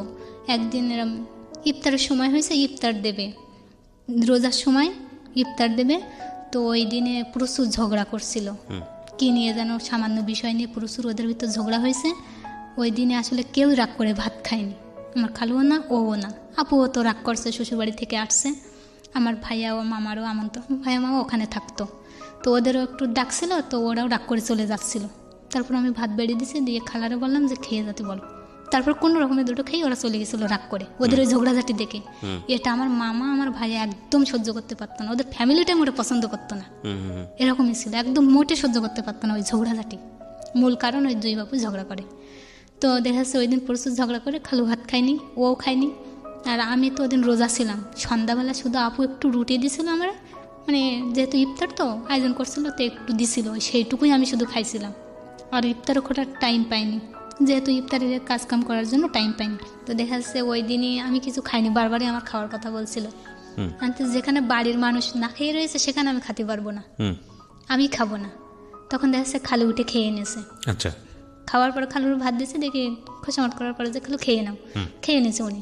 খাওয়ার পরে ও আর উঠছে না, ও খাচ্ছে না, কয়েকবার ডাকাডাকি করছে, সবাই ডাকাডাকি করছে, আমি ডাকছি কয়েকবার, খাইনি। বলছি তাইলে আমিও খাবো না, তো খালাম না, ও খালো না, আমিও খালাম না। তো দেখা যাচ্ছে ওই দিন তো সারাদিন রোজা ছিলাম, সন্ধ্যার পর থেকে যে আমাদের যে পিরিয়ডটা হয় ওই দিনে আসলে ভাগ্যক্রমে আমার পিরিয়ডটা হলো। আর ও দেখা যাচ্ছে এরকম যদি রাগ করতো তো দেখা যাচ্ছে 5-7 দিন আর বাড়ি ভাত খাতো না, বাইরে খেয়ে বেড়াতো এরকম। আচ্ছা, এই সেই খেয়ে বেড়াতো। তো বোঝাই গেছে ওই দিন খাইনি মানে খাবেই না আর বাড়িতে ভাত। তো আমি ওই সুযোগটা পেয়েছি আন্তস্কর বাড়ি ভাত খাওয়াই তারপর ছাড়বো। তো দেখা যাচ্ছে আমি তো খাইনি, ওই দিন সন্ধ্যাবেলা খাইনি, তারপর শেষ রাত্রে সবাই খাইছে, ও রোজা থাকবে না এরকম একটা ইচ্ছা, খালোই না। ও যখন না খাইছে আর আমি তো এমনিতেই থাকবো না রোজা, তো আমিও খালাম না। সবাই জানে যে আমিও খাচ্ছি না, ও খাচ্ছে না বলে, বাড়ির কেউ খাচ্ছে না বলে। তো দেখা যাচ্ছে সকালে উঠে আমি সমস্ত কাজকাম তো করি, আর তো কম্পিউটার শিখতে যাই। তো কম্পিউটার করাই আসার পরে সমস্ত কাজকাম করে বালতিতে আবার কাপড় চোপড় ভিজাই দিয়েছিল, ওইগুলো নিয়ে আমি কাচতে গেছি। তখন ওর দাদি বলছে যে ও কাল থেকে রোজা থেকে কিছুই খায়নি ওই মেয়ে, 2 ওয়াক্ত খায় না, এখনো খায়নি, অতগুলো কাপড় কেচে যাচ্ছে, তুই খাচ্ছিস না বলে তুই ওটা খেয়ে নে। তারপর ও খায় না, যখন ওরকম বারবার ওর দাদি ওরকম বলছে যে 2-3 ওয়াক্ত খায় না, এতগুলো কাপড় কাচলে ও মেয়ে আজকে বাঁচবে না। তো আমি যখন কাপড় কাচছি ও কয়েকবার ডাকছে যে ভাতবার খেয়ে নি, তো আমি বলছি আমি আসছি। তারপর ও একটা বেড কাপড় কাটছিলাম, বেডশিট যেটা, ওটা কাটছিলাম বসে বসে, কয়েকবার দেখার পরেও আমি আসিনি, আনছি এটা শেষ করে তারপর যাবো। ও যেয়ে সেইটা চাল মেয়ে এরকম পাশে কাদা পানি ছিল সের মধ্যে ফেলাই দিয়েছে, আমার হাতে থেকে কেড়ে নিয়ে ওটা ফেলাই দিয়েছে। আমি এত কষ্ট করে একটা করলাম, ওটা ফেলাই দিলে, যাই হোক এটা করার পরে ওটা থুয়ে চলে গেছে। তারপরে ভাত বাড়ছি, ও খাইছে, তারপরে খুবই গালাগালি করছে যে আমরা সবাই, ও রাগ করে আছে তোমার মেয়ে খেয়ে কেন বাড়ি গেল, মানে আমার আপুটা ভাত খেয়ে বাড়ি গেছে, শ্বশুর বাড়ি চলে গেছে, তাই বলছে ও না খেয়ে রয়েছে তোমার মেয়ে কেন খালো, প্রচুর গালাগালি করছে ওর মারে, গালাগালি করে মানে কিছু হইলে গালাগালি করতো। আর যেটা আমি সবচেয়ে বেশি ঘৃণা করতাম ওর গালাগালিটা আর ওই যে সিগারেট খাওয়াতো, তবে সিগারেটটা এখন আর খায় না, ও পান খাতো, যে এইটা আমি দেখা যাচ্ছে ছেড়ে তো করে দেয় না, তো পান খাতো, সিগারেটটা খাইতো না। তো দেখা যাচ্ছে ওই দিন খুব গালাগালি করেছে, আমি তখন কাঁদছি যে ওই যে মারে গালাগালি করছে, এটা আমি নিতে পারছি না, আমার খুব কান্না পারছে, আমি দাঁড়াদাঁড়ি কাঁদছি। কান্নাকাটার পরে তো আমি কি খালা আজ আমি খালার পরে যাই বললাম কিছু মনে করো না, ও আমার জন্য আজকে আপুর তোমার এরকম সবার গালাগালি করেছে, তো ওরকমই বলে থাকে, আমাদের শুনে অভ্যাস হয়ে গেছে, তুই কাঁদছিস কেন, তুই কেন কাঁদছিস, ও আমাদের শুনে অভ্যাস হয়ে গেছে, ও বারবার এরকমই করে, ওরকম গালাগালি করে, ওর সামনে আমরা কানে নেই না। কিন্তু আমারই খারাপ লাগছে, কারণ আমার পরিবারে এ সমস্ত হয় না, কখনো আমি এরকম ভাবে বড় হয়নি, কোনোদিন ঝগড়াঝাটি হয় না আমাদের পরিবারে কারোর ভিতরে। তো দেখা যাচ্ছে ওই দিন খালো, ভাত খালো, তারপরে যে আনছে বেডশিটটা এত সুন্দর করে কাচলাম, সেটা ফেলাই দিছে, তো যেই আবার ওই বেডশিটটা কেচে দিয়েছে, কাপড়গুলো সব ধুয়ে দিয়েছে ওই দিনেও। দেওয়ার পর এরকম হতো, তারপর ওরকম যে কোনো জিনিস নিয়ে খুঁটিনাটি ঝগড়া করতো। তারপরে একদিন এরকম ঝগড়া করছে প্রচুর টাকা পয়সা নিয়ে, ও দেয় মানে টাকা পয়সা ঋণ শোধ করছে বলে নিজের খুব একটা ভাবতো, আর খালু বলতো যে ওর দায় আমি মানে দয়া কেন এরকম করবো, এরকম দুজনের ভিতরে একটা মনোমালিন্য। তো একদিন বললাম যে দেখা যাচ্ছে অনেক টাকার ঋণ, খালু তুমি তো একা পারবা না, তো ওর সাথে রাগারাগি না করে যে করে হোক ঋণটা শোধ করে নাও, তারপর যা খুশি তাই করে নিয়ে নে, আর এরকম ভেবো না যে তুমি ওর দয়া গ্রহণ করছো, কারণ এটা তোমার হচ্ছে অধিকার। ছেলে যখন বড় হয় 15-16 বছর বড় হয়ে যায়, এমনি তো সংসারে হাল ধরে, তো এটা এরকম ভেবো না যে ওর দয়া নিচ্ছ, এটা তো অধিকার, তুমি কেন নিবা না। আর ওরে বললাম যে কিছু দিচ্ছিস বলে এমন ভাবিস না যে আমি কি না জানি করে ফেলছি, এটা কিন্তু তোর দায়িত্ব পরিবারের উপরে, যে আমার 16 বছরের পর থেকে পরিবারের দায়িত্বটা ছেলেদেরই গ্রহণ করতে হয়, তো সেই হিসেবে দায়িত্বটা তো খালু দিচ্ছে, তো এটা তো তোর কপাল ভালো, এ তো সম্পূর্ণ তোরই দেওয়ার কথা, এই ঋণগুলো তো শোধ করার তোর কথা, তুই বড় ছেলে কেন এরকম করিস, কেন ভাবিস যে দয়া করছি আমি, তা যেভাবে হোক সামনে তো একটা বড় তো সমস্যা আছে, এত মোটো পাগলামি না করে যেভাবে হোক দ্রুত ঋণটা শোধ করা হয়ে গেলে ততই মঙ্গল আমাদের জন্য। তো এই নিয়ে থাকে, খালুর ওই দিন বললাম যে পাগলটারা খেপাইন না, যেভাবে যা করে সেভাবে মেনে নেন, শুধু ঋণটা একটু শোধ করে নিন। তো দেখা যাচ্ছে এভাবে ঋণ ও প্রচুরই করে, প্রচুর ইনকাম করে। তো দেখা যাচ্ছে এইভাবে একদিন আসলো, রোজা আসলো, মানে রমজানের ঈদ আসলো, ওই ঈদে ও সবার জন্য কাপড় চোপড় কিনছে, 10-12 হাজার টাকার মতো কাপড় চোপড় কিনছে, শ্বশুর মানে আপু শ্বশুর বাড়ি দিয়ে, ওদের বাড়ি সবার দিয়ে, সাথে আমারও কিনছে, একটা 3 পিস কিনছিল, গিফট বলতে আমার কিছু দেওয়ার মধ্যে ওইটাই কিনছিল, একমাত্র 3 পিসটাই কিনছিল, এর আগে কখনো কোনোদিন আমার কিছু দেয়নি আর কি। তো ওই দিন মানে ওর শ্বশুর বাড়ির লোকেরা আবার এদের জন্য কাপড় চোপড় কিনছে, এদের বলতে শুধু 2 ভাই দিয়েছে, আর কারো না, আর আমারও একটা দিছিল। তো দেখা যাচ্ছে ওর ওই পাঞ্জাবিটা যখন কিনতে গেছিল পছন্দ হয়নি, ওখান থেকে মনে মনে রাগ করে আসে, বাসায় এসে কাপড় চোপড় তো সব এক জায়গায় করছে, ওরাও নিয়ে আসছে এদের কাপড় চোপড়, তো ওর মধ্যে আবার আমার ভাইয়াও মামারও আবার ডাকছিল, ওই দিন আবার দাওয়াত ছিল। তো আসার পরে ওই পাঞ্জাবি পছন্দ হয়নি বলে ওই সবার সামনে পাঞ্জাবিটা চেলে দিছে, হ্যাঁ প্রচুর রাগী ছিল। তো দেখা যাচ্ছে ওই দিন ওই পাঞ্জাবিটা ফেলাই দিছিল, এতে করে আপু খুব কষ্ট পাইছিল, আমি আপুর দিকে তাকাইছিলাম, ভাইয়াও আসছিল আপুর বর, উনিও খুব কষ্ট পাইছিল, যেহেতু এভাবে তো চাইলে দেওয়াটা উচিত হয় না, এটাও আমি খুব খারাপ লাগছিল। লাগার পর আমি বললাম যে এটা করা কি ঠিক হয়েছে, দেখা যাচ্ছে পছন্দ হয়নি, ভালো কথা, পরতিস না সেটা ঠিক আছে, কিন্তু এইভাবে তো চাইল মারা ঠিক হয়নি। তার মানে আমি যদি এখন যদি কাপড়টা না পরি, তুই যে 3 পিসটা দিস আমি যদি না পরি, তোর খারাপ লাগবে না, কিছু বলছে না। আনতে তার এমনও তো হতে পারে যে আমরা তো গরিব, এর আগেও বলছে আমরা গরিব, আমি কিন্তু কিছু দিতে পারবো না, দেখা যাচ্ছে আমার ফ্যামিলিতে একটা কম দামের একটা কাপড় দিল, তাহলে তো তুই এভাবে জিনিসটা এরকম করবি। তো হচ্ছে আমার যে জিনিস পছন্দ হয় না সে জিনিস আমি পরি না। আনতে তার মানে তো দেখা যাচ্ছে আমিও তাহলে কিছুই পরতে পারবো না। যদি আমার শ্বশুর বাড়ি আমার বাবার বাড়ির জিনিস যদি এভাবে না ব্যবহার করে, তাহলে তো আমি তোর দেওয়া জিনিস কোনো দিনই কিছু ব্যবহার করতে পারবো না। তা যাই হোক, পাঞ্জাবিটা এমনি যাই হোক ওরা তো বুঝতে পারেনি, যাই হোক যেরকম খারাপ হোক না কেন ওটা পরতে হয়। তো ঈদের দিন পাঞ্জাবিটা পরিস, দেখা যাচ্ছে খুব খুশি হবা। কি তোর কি হলো না হলো এটা বড় কথা না, মানুষ খুশি হয়েছে কিনা সেটা সবচেয়ে বড় কথা। রাইট। তো দেখা যাচ্ছে ওর দাদিও কাপড় কিনছিল, তো দাদিও নাকি মনে মনে রাখছিল। তো দাদিরও বললাম যে আমারও সবাই করে, এই করে না সেই করে না, সেখানে ওনার একটু ভুল বুঝে দিলাম যে আসলে ওরা তো আপনার খুব পছন্দ করে, এটা প্রকাশ করে না। দেখা যাচ্ছে অভিমান তো সবারই থাকে। যাই হোক উনিও শাড়িটা পরছিল ঈদের দিন, আর আমি তো চলে আসছিলাম বাসায়। আর আমার দেখা যাচ্ছে ঈদের আগের দিনে 2 দিন আগে ফোন করছিল আমার দুলাভাই যে এরকম বাসা থেকে একটা প্রস্তাব রয়েছে, আমার দেখা রয়েছে, শুধু আসলে দেখা যাচ্ছে পাকা দেখারটা এরকম একটা অবস্থা হবে। এটা বিয়ের মানে ঈদের কমসে কম 4-5 দিন হবে, 2-3 দিন না 4-5 দিন আগে এরকম বলছে। জি। তো এটা নিয়ে আমি প্রচুর টেনশানে ছিলাম যে কি হবে না হবে। তো দেখা যাচ্ছে একদিন এই কথা বলার পরে আপুরা ঈদের আগে আবার বেড়াতে যাবে, মানে আমার খালুর কোন দোস্তের বাড়ি। তো দেখা যাচ্ছে এ নিয়ে তো আমার প্রচুর মন খারাপ ছিল। সবাই বেড়াতে যাবে, আমার আপুদের নিয়ে যাবে, আপুর বরদের নিয়ে আর কি দেখাতে যাবে, ফ্যামিলি সবাই যাবে। জি। তো ওই দিনে খালু বলছে আমার কথা বলছে যে ও যাবে না, খালা বলছে না ও বাসায় থাক। তো আমিও আসলে মনে মনে চাচ্ছিলাম যে আসলে খারাপ লাগছে তো মনটা, আমিও যাবো ওদের সাথে এরকম একটা। ওরা সবাই ওই দিনে সবই করছে যে ও যাবে না, তো হচ্ছে না ও যাওয়া লাগবে না, ও থাক। কি মনে করে বলেছে আমি জানি না, আমারও আসলে খুবই আগ্রহ ছিল যে মনটা খারাপ, যাবো ওদের সাথে। তো দেখা যাচ্ছে ওই দিনই আমার নিয়ে যায়নি, সবাই গেছে, ওরা শুধু খালুটা বাসায় ছিল আর সবাই চলে গেছে। তো দেখা যাচ্ছে ওরা সবাই 2 ভাই গেছে, আপু গেছে, আপুর বর গেছে, খালা গেছে, শুধু খালুটা বাসায় ছিল। তো ওরা ওই দিন যখন চলে যাচ্ছে, আমার খালুর একটা রিলেটিভ আসছিল বেড়াতে ওই দিনে। আচ্ছা। আমি তখন কম্পিউটার ক্লাস করতে চলে গেছি, আমিও কিছু বলিনি, আমি হাসতে হাসতে বললাম যে আমার মানে ক্লাস তো খুব বেশি করি না, তো ম্যাম রাগ করবে না, আমি ক্লাস করতে যাই, আমি যাব না, তোমরা যাও। আমি হাসতে হাসতে বললাম, যেহেতু খালুও বলছিল যে সবাই যাচ্ছে ওর মনটা খারাপ হবে না, যেহেতু যাতে বুঝতে না পারো যে আমার মন খারাপ। তো আমি হেসে বললাম যে আসলে আমার ম্যাম রাগারাগি করবেন। তো ওই দিনে আমি ক্লাস করতে যাই, আর ওই দিন রাত্রে আমি প্রচুর টেনশন করছিলাম যে জানানোর পরে কথাটা যে এরকম বিয়ে হচ্ছে। তো ওই দিন কম্পিউটার ক্লাস করতে যাই আমি আর কি জানে কি চিন্তা করছিলাম, ওই বসে বসে ম্যাম ওইখানে কয়েকটা কথা জিজ্ঞাসা করছিল, কেন আসেনি, তো বলছিলাম বেড়াতে গেছে এরকম কথাটা বলে, তারপরে কয়েকটা কথা জিজ্ঞাসা করছিল, ওইটার আমি জানি না, আমার মাথা খুব ঘুরছিল। তারপরে আমি আস্তে আস্তে ম্যামের কাছ থেকে পানি নিয়ে বাইরে যেয়ে একটু মাথায় পানি দিয়ে যখন ভেতরে আসি তখন আমি পড়ে যাই, মাথা ঘুরে পড়ে যায়। যাওয়ার পর আমার ভাইয়া ম্যাথ ছিল পাশাপাশি, ভাইয়াকে ফোন করে যে এরকম মাথা ঘুরে পড়ে গেছে। তো ওইখান থেকে আর ক্লাস করিনি, নিয়ে আসে, আমি তখন অসুস্থ। বাসায় এসে দেখি ওনার রিলেটিভটা আছে, তো কাজকাম তো রান্নাবাড়া করতে হবে পরিবারে, তো দেখি উনি ঘুমাই পড়ছে। তো ডাকলাম একবার যে ভাবি উঠে আসেন, দুজন মিলে কাজটা করি, রান্নাবাড়াটা করি। তো উনি উঠলো না, ওঠার পরে সমস্ত কাজগুলো আমি রান্নাবাড়া করলাম।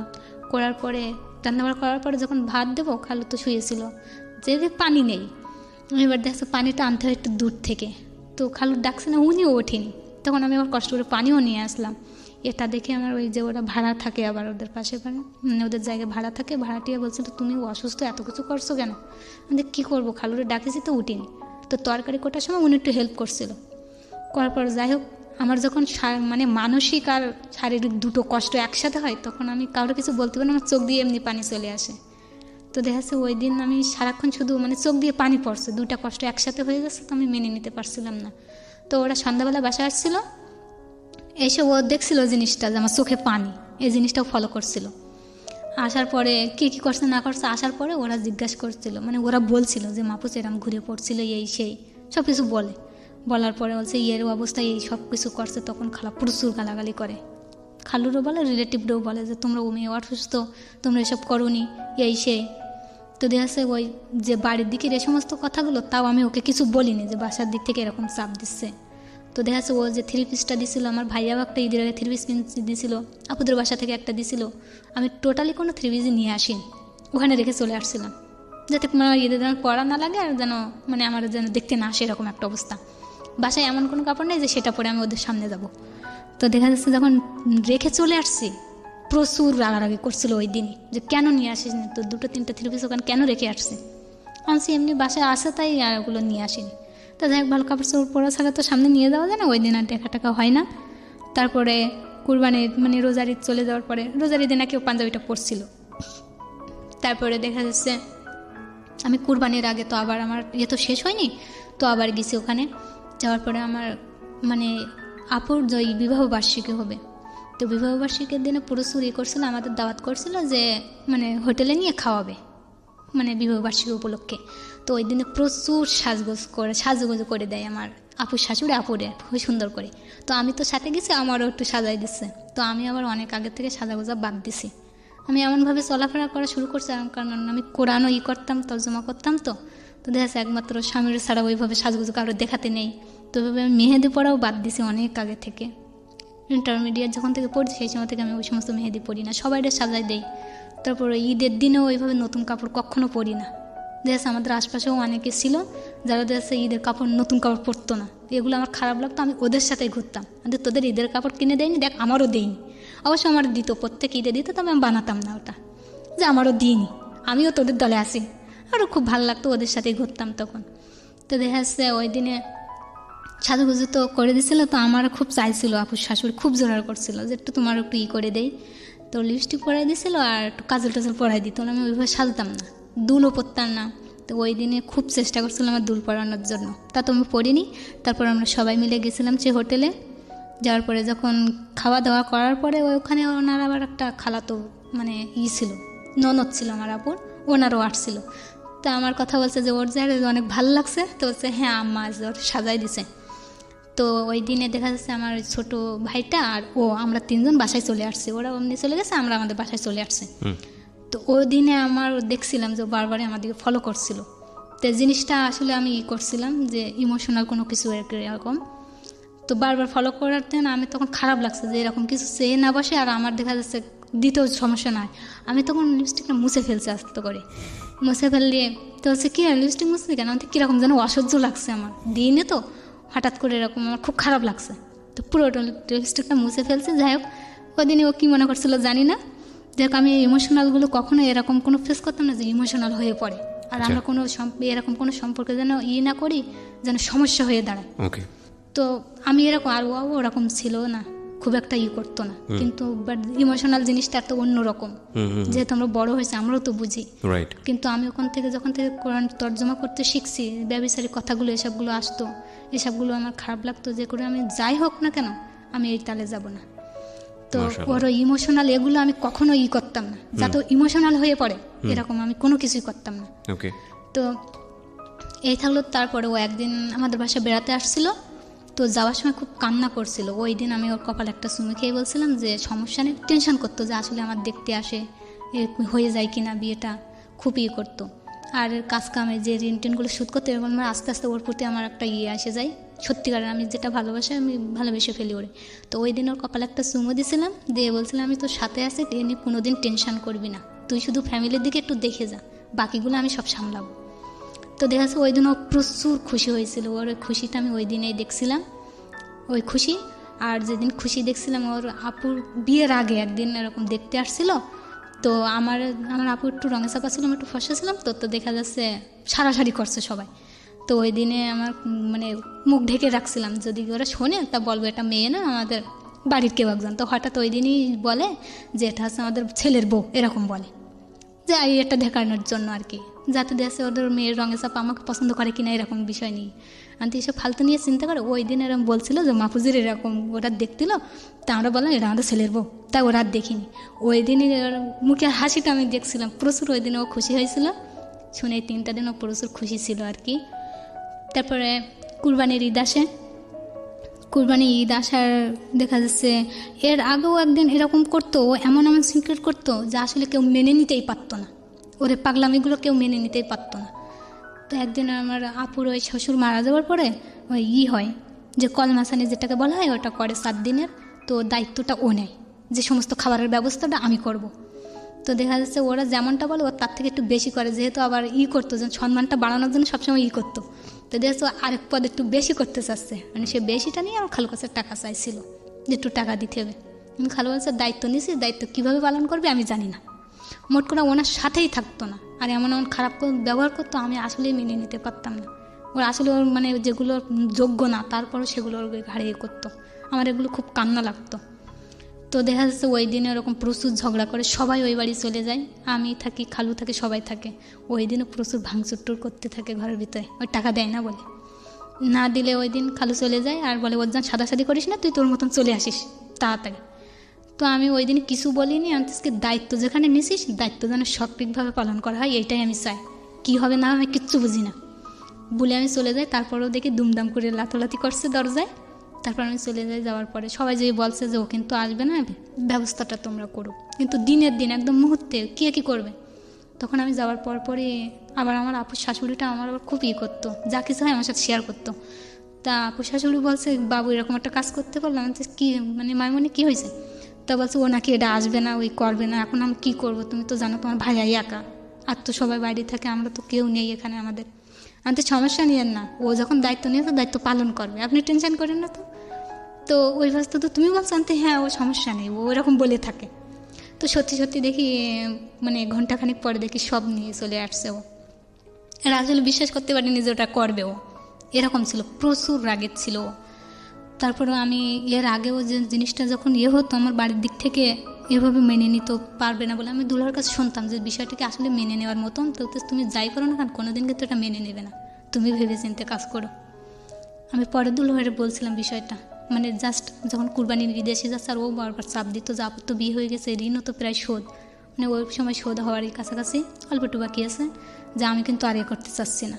আর বারবারই বিয়ের প্রস্তাব এসছে, ও একবার বেড়াতে আসছিলো, এই সমস্ত করছে তো করে। তা সে তখন বললো দুলাই যে এটা এখন তো সম্ভব না। তখন দেখা যাচ্ছে আমি একদিন ওর চাচাতো ভাইয়ের সাথে বললাম, কান্নাকাটি করলাম অনেকে, যে তুমি তো ওর দুর্বল জায়গাগুলো তুমি বেশি জানো, আমি অত শত জানি না, তো দেখো না একটু ঘোরাতে পারো কি না, যা হয়েছে তো এতদিন তো দেখা যাচ্ছে ও একামত্ব, আর এমন একটা পর্যায়ে আসছে ও পরিবারের হাল ধরেছে, এখন দেখা যাচ্ছে ওর যদি মরে পরিবারের কিন্তু সমস্যা হয়ে যাবে, এখন তুমি এর থেকে মোটে পিছিও না। যাই হোক আমি ওইভাবে আর কি কিছু করি না, চলে আসি বাসায়।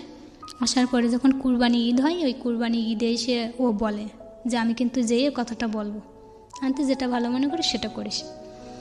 তো যাই হোক ওইখানে এসে ওই ঈদের সময় আসে, কিন্তু ঈদের দিন আমার নানু মারা যায়, কুরবানি ঈদের দিন নানু মারা যায়, গেলে ওটা নিয়ে আর কিছু বলতে পারে না, ভাইয়া মামা সবাই চলে যায়। আর এর আগে মামারও কাছে প্রস্তাব দিছিল, ও চাচাদের বলছিল যে এরকম প্রস্তাব, তো মামার কাছে যখন প্রস্তাব দেয় মামা এটা মানিনি, যে এটা কোনো দিনই সম্ভব না, এটা সম্ভব হবে না, এ নিয়ে মামা কিছু বলে না, বাসায় চলে আসছে। আসার পরে কুরবানি ঈদে যখন নানার মানে 7 দিনের ঈদ করা হয়, তার মানে আমি যেটা বুঝতে পারছি যে ফ্যামিলিতে মোটামুটি তখন সবাই একটু আইডিয়া পেয়ে গেছে যে এদের মধ্যে একটা আন্ডারস্ট্যান্ডিং আছে বা ভালোবাসার সম্পর্ক আছে। আমার ফ্যামিলিতে জানে না, তবে ওর ফ্যামিলিতে একটা মোটামুটি বিষয় তখন আছে, জেনে গেছে। তো দেখা যাচ্ছে ও চাচারা তো বিষয়ে সব বলছে, খালুর জেনে গেছে। তারপরে হালকা আমার খালার ওর চাচাতো ভাই টাচ দিছে, ছেলে তো বিয়ে দিতে হবে, মেয়ে বিয়ে দেওয়া হয়ে গেছে, এ বিষয়ে কিছু বলেছে। যাই হোক ওদের একটু মত নিয়ে হয়েছে, ওদের মোটামুটি মত। তো দেখা যাচ্ছে বিয়ের সময় দেখা যাচ্ছে 7 দিনে এসে ওরা বিষয়টা ওর চাচা এসে বলে, আমার মামার ডেকে বলে যে এই বিষয়টা তোমরা একটু দেখো। আর ওরা এসে আমার মার কাছে বলে, মা বড় মামা এসে মার সাথে বলে, মা বলে এটা সম্ভব না, কোনো দিনই সম্ভব না, আর আমি তো এতে নেই, আর আমার ছেলে শুনলে তো আগুন হয়ে যাবে, কারণ আমার ভাইয়ার বিয়েটাই সবচেয়ে বেশি ছিল, ভাইয়ার মামা যেটা করে সেটাই। তো দেখা যাচ্ছে প্রথমে বলছে যে এরকম মামা যখন করে আমি এতে কোনো রায় দিতে পারবো না, মা কোনো রায়ই দেই যে কিছু বলতে পারবো না। তো মামা এসে ওরকমই বলে যে তোমরা তোমাদের ছেলে নিয়ে বাড়ি যাও, এ নিয়ে কোনো বাড়াবাড়ি করো না। ওরা কিন্তু রাজি না। যখন রাজি না আমি তখন বাড়ি, ওর নিয়ে ওখানে তোলপাড় করছে, অনেক সমস্যা করে ফেলাইছে, এরকম মানে খুবই রাগারাগি করছে, এই সমস্ত করছে। তো দেখা যাচ্ছে ওই দিনে কেউই তো রাজি হয়নি। তারপরে বাসায় চলে আসে 3 দিন যাবত এটা নিয়ে হচ্ছে। তারপরে মা একদিন বলছে এই সমস্যা, আমি কিছু বলছি না, আমি চুপ করে বসে আছি। তারপরে মা বলছে, মা তুমি তো আমার সুখের জন্যই তো করছো, তো সুখটা বড় কথা না, ওরা কে কী মানবে না মানবে আনতেছি ওদের সবারই মত, আর সবচেয়ে বড় কথা হলো আমি ওর কথা দিছিলাম। আর এর আগে মামা জানাইছিল, তো মামা বলছিল এর পরে যদি এরকম কিছু হয় সব কয়টা কিন্তু খুন করে ফেলবো, এই বিষয় নিয়ে কোনো দিন আর যেন কোনো না হয়। কিন্তু চাচা বলে যে তোমরা এরকম করছো কেন, ছেলে মেয়ে তো ঠিক। ওই দিনেই জানে যে আমাদের ভিতরে একটা রিলেশন আছে, ওই দিনেই। তো এর আগে এমনি প্রস্তাব দেয় ও চাচারা যে মেয়েটা নিলে কেমন হয়, তো ভালো হয় এই, কিন্তু আমাদের ভিতরে রিলেশন আছে এটা জানে না, ওই দিনেই জানে জাস্ট। যেরকম একটা আছে, তো হচ্ছে তোমরা এরকম মাতামাতি করে কি করবা, ছেলে মেয়ে তো ঠিক আছে। তখন এসে বলে এরকম বিষয়টা, তার মা এসে বলে যে এরকম বিষয়টা। আমি বললাম যে হ্যাঁ, আমি ওর এমন একটা পরিস্থিতিতে বাধ্য করছিল, আমি হ্যাঁ বলতে বাধ্য করছিলাম। মা এটাই বলছিল তুই কেন কথা দিছিলি, এইটা শুধু শুনছিল আমি। কারণ মা খুব ভালো করে জানে আমি কারোর কথা দিলে সে কথা ফেলতে পারি না। তো বলছে এরকম জানতে মা এমন একটা পর্যায়ে আমার কথা নিতে বাধ্য করছিল, আমি কথা দিতে বাধ্য করছিলাম। তো যাই হোক, যদি আমি মেনে নিতে পারি তো সমস্যা কী। তো বলছে ওর অবস্থা তো তুই বুঝিস, আর সব কিছু জেনে শুনে কী করছিস সেই সমস্ত, তুই জীবনে সুখী হতে পারবি। আর এর আগেও বলতো যে তুই কি আমার পেয়ে সুখী হবি। আমি বলছি সুখী কতটা হবো আমি জানি না, তবে আমি কোনোদিন স্বস্তিতে থাকতে পারবো না। বারবারই এই কথাটা বলতাম, কারণ ওই ঝগড়াঝাটি করতো, এই সই করতো, তো ওই আচরণগুলো আমার ভালো লাগতো না। তো দেখা যাচ্ছে ওই করলো, তারপরে মা জানালো, ভাইয়ারা জানালো। ভাইয়ার জানানোর পরে ভাইয়ার 3 দিন নাকি কোনো ঘুম না, চুপচাপ নাকি বসে থাকতো শুধু, যে শুনেছে এরম আমি এতে আছি, সম্পর্কটা আছে আমাদের, তো এতে সমস্যাটা তো আমারই সামলাতে হবে, যা কিছু হোক আমারই তো দেখতে হবে, আমারই তো বোন। এই টেনশন করার পরে আর কি মতামত হওয়ার পরে এর পরেও আমার বাইরে একটু টুকটাক দেখাশোনার ব্যবস্থাও করতো, করলো, দিনখান ঠিক করলো যে আসলেই হোক, সমস্যা কি, ওর যদি মেনে নিয়ে থাকতে পারে। আর আমি সমস্ত ঘটনায় বলছিলাম যে এই অবস্থার মধ্যে দিয়ে এই, তখন আসলে সবাই মেনে নিতে বাধ্য হয় যে এই জন্য ও ঢাকা ছাড়ছে, এই জন্য ঋণগুলো মানে দুই পক্ষ থেকেই মোটামুটি মেনে নিয়েছে। মোটামুটি মেনে নিছে। তার আগের দিনে সমস্ত আর কি কাজকামগুলো তো আমি নিজেই করছি, আমাদের বাসায় তো ওইভাবে কেউ নেই। তো দেখা যাচ্ছে ওর যেদিন গায়ে হলুদ হচ্ছে, সেদিন বারবার ফোন করছিল যে তোর কী অবস্থা, তো আমাদের তো আত্মীয় ওইভাবে আসেনি, আমার আজকে গায়ে হলুদ হচ্ছে না। তো বলছে আজ তো আমার গায়ে হলুদ হচ্ছে, ওই দিন ওর গায়ে হলুদ। মানে আপনাদের বিয়ের ডেটও ফিক্স হয়ে গেছে? হ্যাঁ, ডেটও ফিক্স করে ফেলছে। ওকে, তারপর ওর গায়ে হলুদ হয় বিয়ের আগের দিন। আর আমার ভাইয়ার কাছ দিয়ে, যেহেতু অনেক দূরত্ব পথ, তো আমার ভাইয়ার কাছ দিয়ে মানে সমস্ত পাঠায় দেয়, ভাইয়া নিয়ে আসে সব কিছু, নাক ফুলে সেই যা যা লাগে গায়ে হলুদের জন্য জাস্ট ওইগুলো নিয়ে আসে। ওইগুলো আমার আর গায়ে হলুদ ওই দিন হয় না, ও যখন গায়ে হলুদ দিচ্ছে আমি তখন পানি বসছি, যেহেতু শাদি হবে কালকে। তো দেখা যাচ্ছে মানে করছি, কাজকাম করছি বাড়ি।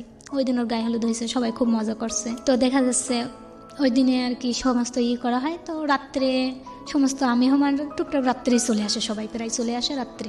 তো ওই দিন বিয়ে হবে, তার কদিন আগে এরকম দিনমোহরটা নিয়ে খুবই ঝামেলা হচ্ছিল, যেহেতু ও তো এরকমই বারবারই তো রাগযোগ করে। তো দেখা আমার বাসা থেকে 5 লক্ষ টাকার দিনমোহর বান্দারি করছিল। তো ওরা অতটা মানতে চাচ্ছিল না। ভাইয়া এই কারণেই মানছে যে ও তো ওরা উচ্ছৃঙ্খল, পরবর্তীতে যদি আমার বোনের কোনো সমস্যা হয় তো একটা চাপের ভিতরে রাখলে দেখা যাচ্ছে কিছু হবে না, এজন্য। তো এটা নিয়ে তো ওরা তো বলছে এটা সম্ভবই না, আর আমরা বলছি এটাই ছাড়া হবে না, এরকম একটা। কিন্তু ও দিনে যেদিন বিয়ে হবে সেদিনও এখনো ঠিক হয়নি যে দিনমোহরটা আসলে কত। তো যখন হুজুরের কাছে যাই তখন হুজুর বলে এটা নিয়ে এখনো তোমরা ঠিক করে নিয়ে তো সমস্যা হতে পারে। আর আমিও দেখছি এটা নিয়ে সমস্যা হবে, আর পরিবারের তো এবার না যায় মানে হয় বিচ্ছেদ না হয়, এবার এটা 2 পরিবার এরকম একটা টেনশনের ভিতরে। আমি তখন বললাম যে আসলে দিনমোহরটা তো দেখছে দেয়া নেওয়ার বিষয়, আমি যদি মাফ করে দিই তো সমস্যা না, পরিবার যদি চাচ্ছে যেহেতু সমস্যা যাতে না হয় তো কর না। ওই দিনে ওরা খুব হাসাহাসি করে এটা নিয়ে, ওর মা ওরা নিয়ে। আর আমি তখন তো কাঁদছিলাম, এমনি তো ওর মানে আমার সাথে রিলেশন হওয়ার পরে তো টেনশনে ছিলাম যে পরিবারগুলো কোথায় যাবে, কি হবে এটা যদি না মেনে নেয়। তো ওই দিনে ওদের ওই হাসাহাসি শুনছে, আর আমি এদিক কান্না করছি যে এইটা নিয়ে শেষ পর্যন্ত কি হবে। তো দেখা যাচ্ছে বিয়ের রাত্রের দিনে সমস্ত মেহমান তো আসছে, তো সবার খাবার দাবার ব্যবস্থা, শোয়ার ব্যবস্থা করছি। তো আমি একবার এর ফাঁকে শুনছিলাম যে ভাইয়া যেন কথা বলছে। তো আমি এর মধ্যে বাইকের কথাটা শুনছি, বাইক। তো সে কী ব্যাপার, বাইক দাবি করছে নাকি, এরকম একটা ভাবলাম। তো আনছি কি জানি কি হবে। তো এরপর দেখা যাচ্ছে সবার খাওয়া দাওয়া করে ঘুমাইছে অনেকেই, আর আমার আপা আর আমি সজাগ ছিলাম সবার করে, যেহেতু কুটুম আছে বাসায় মেহমানদারি। ওই দিনে দেখা যাচ্ছে আমি ঘুমাতেও পারিনি, আমি সারা রাত কাঁদছি, কখন ঘুমাই পড়ছি জানি না। ফোনে অ্যালার্ম দিয়ে রাখছিলাম, আর আমি তাজ্জুদের নামাজ পড়তাম। আর সবসময় এরকম করতাম যে মানে আমার কিছু চাওয়া ছিল না, আমি সবসময় আল্লাহর কাছে ভাবতাম যে আসলে কোথায় যাবে আমি নিশ্চিত না, এটাও যে ফ্যামিলিতে আসলে কোথায় যাবে। তো বারবারই চাইতাম যে ওর সমস্ত সৎ আশাগুলোই যেন পূর্ণ করে আল্লাহ। আর যাই হোক, ওর জন্য দোয়া করতাম যে ওর সমস্ত সৎ আশাগুলোই যেন পূর্ণ করে। ওই দিনে আমি আর কি মারে ডেকে দিয়েছি, মা খাইছে, শেয়ারি করেছে, আর আমি তাজ্জুদের নামাজ পড়ছি। মা শেয়ারি করে যেহেতু সবজি রান্না বাড়া হবে, তো ওইগুলোর জন্য ছোলা ভিজানোর জন্য যাচ্ছিল।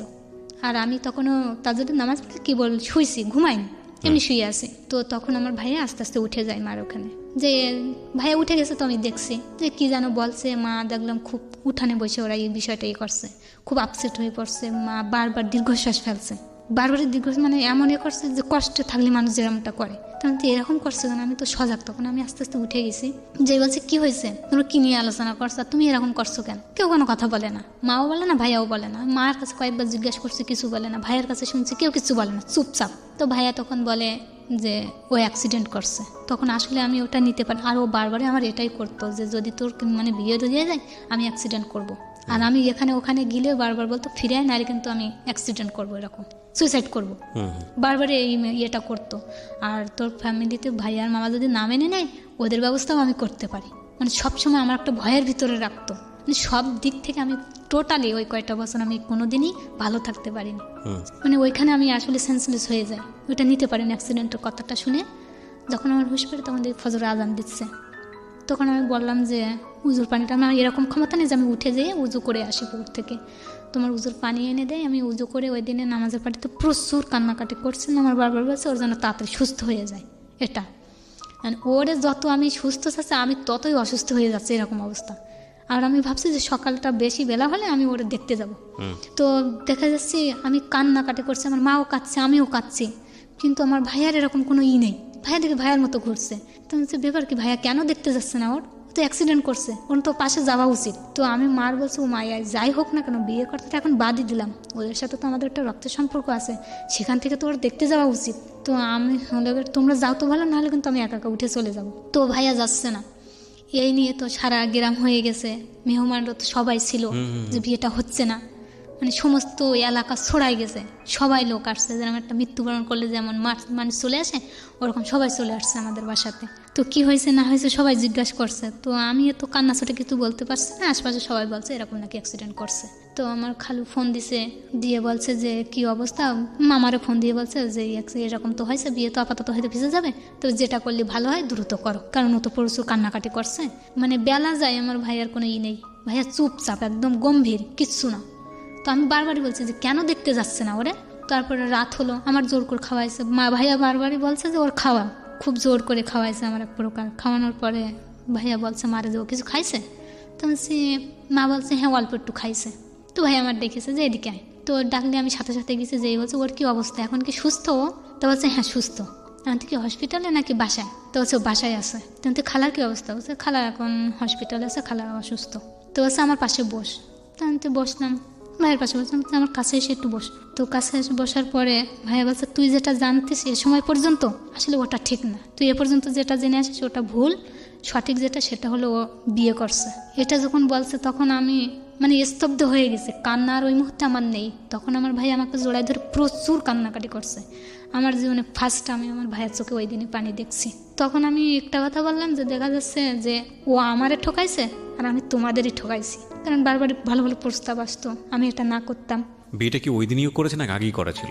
আগেই করেছিল, ওই যখন থেকে পরে শুনছি যে আগেই করেছিল। ওই মহিলাটা আসছে, তবে ওই যেদিন আর কি দুপুর না রাত্রের আগে বিষয়টা এই নিয়ে হয়েছে, সন্ধ্যার দিকে মোটামুটি বিকালের দিকে হয়েছিল, ওর গায়ে হলুদের পরপরই নাকি বিষয়টা হয়েছে। ওই মেয়ে চলে আসছে। আচ্ছা, আসার পরে বলছে যে ওর আর আমার এরম বিয়ে। তখন মামা গেছে যে অ্যাটলিস্ট ওর কোনো সই স্বাক্ষর আছে কিনা, মানে প্রমাণস্বরূপ জানতে গেছিল মামা। তো দেখে যে আসলে সঠিক যে বিয়েটা ওর আছে। মেয়েটা খোঁজ পেয়েছিল যে ও বিয়ে করতে যাচ্ছে? হ্যাঁ, ওর খোঁজটা নাকি আত্মীয়রা দিছে। আমার যা ধারণা ও মানে ইটা করার জন্য, ডিভোর্সটা দেওয়ার জন্য খুবই চেষ্টা করতো। মানে মেয়েটা প্রসেস হলো, ও নাকি গার্মেন্টসে চাকরি করতো মেয়েটা, ওইখানে বিয়েটা নাকি করছিল। এই অনুভূতি তো আসলে এক্সপ্রেস করার মতো না। তবে আমার কয়েকটা কোশ্চেন আছে আপনার কাছে, আমি যদি প্রশ্নগুলো একটু করি। একটা যেটা হচ্ছে যে এই 2015 সালের পরে কি ওর সাথে আপনার কথোপকথন হয়েছে? না, কখনোই হয়নি। না, ওর মানে আপনি আর ওকে জিজ্ঞেস করতে পারেননি যে কেন করেছিল? হ্যাঁ, এই প্রশ্নটা আমার ছিল আসলে। তো ওই দিনের পর থেকে ওরাও এরকমই ছিল যে আমরা আসলে বিষয়টা মেনে নেব। আর ওই দিনে মেয়েটা চাইছিল যে 1 লক্ষ টাকা, ওর দিনমোর বাধা ছিল 80,000 টাকা। 1 লক্ষ টাকা দিলে মেয়েটা চলে যাবে, মানে ডিভোর্স হয়ে যাবে। হ্যাঁ, ডিভোর্স হয়ে যাবে, ওইখানেই বলছিল। হ্যাঁ, কিন্তু ওই দিনে তখন আমার খালু বলছিল মামারে যে কী করবা, কিন্তু মামা চাইনি যে আমার মতো মেয়ে ওরকম একটা ছেলে হতো। মামা তখন একটাই কথা বলছিল, ও তো 2 নম্বর হয়ে গেছে ছেলে, এই বলে চলে আসছিলো। তারপরে একদিন আমি যখন মাস্টার্স ভর্তি হই, সেই সময় খুলনাতে একদিন ওর সাথে দেখা হয়।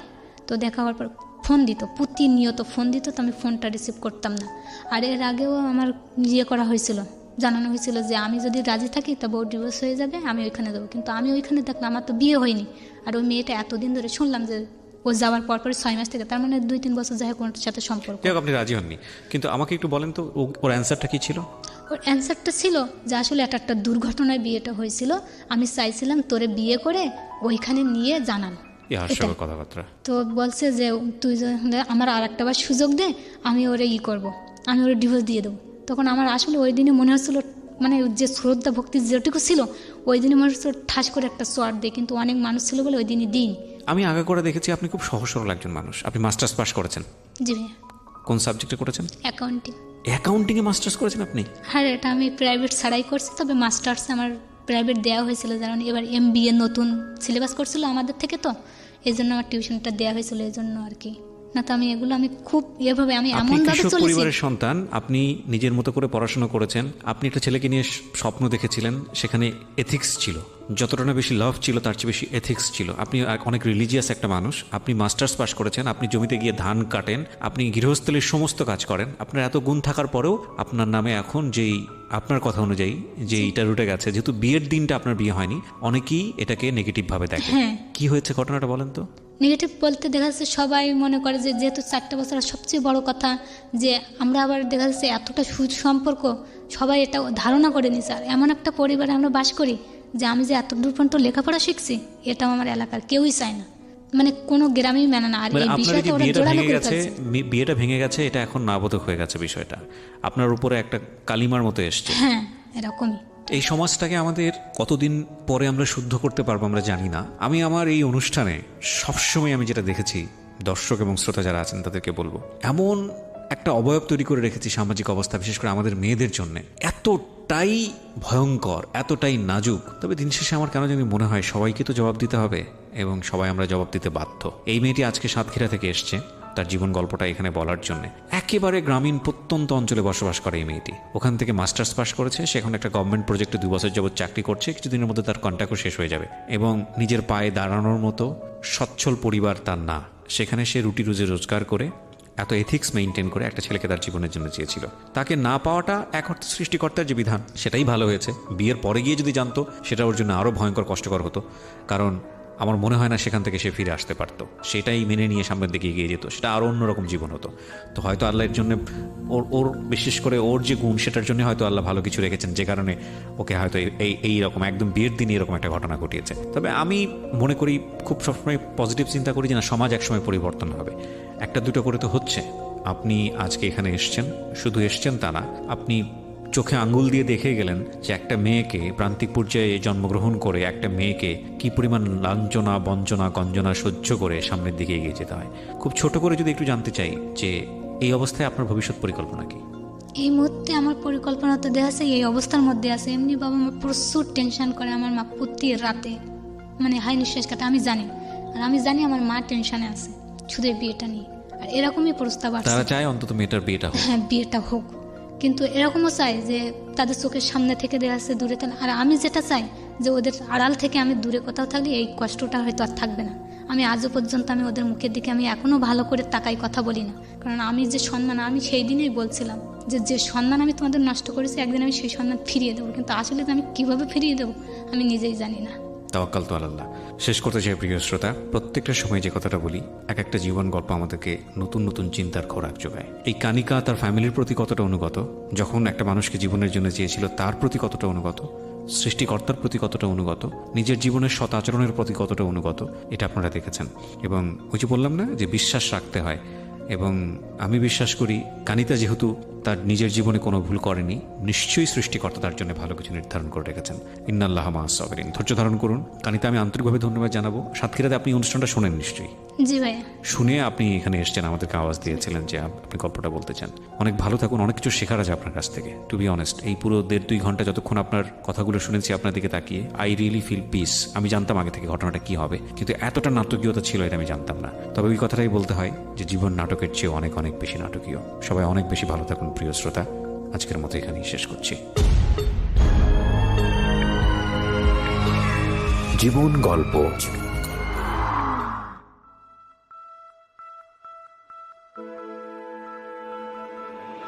Love, hate, challenge, motivation, life. lies, truth, impossible, virtue, morality, something beyond entertainment. Welcome to my stage of reality. Stay tuned. Sunday and Wednesday with me, RJ Kibriya, only on Dhaka FM 90.4.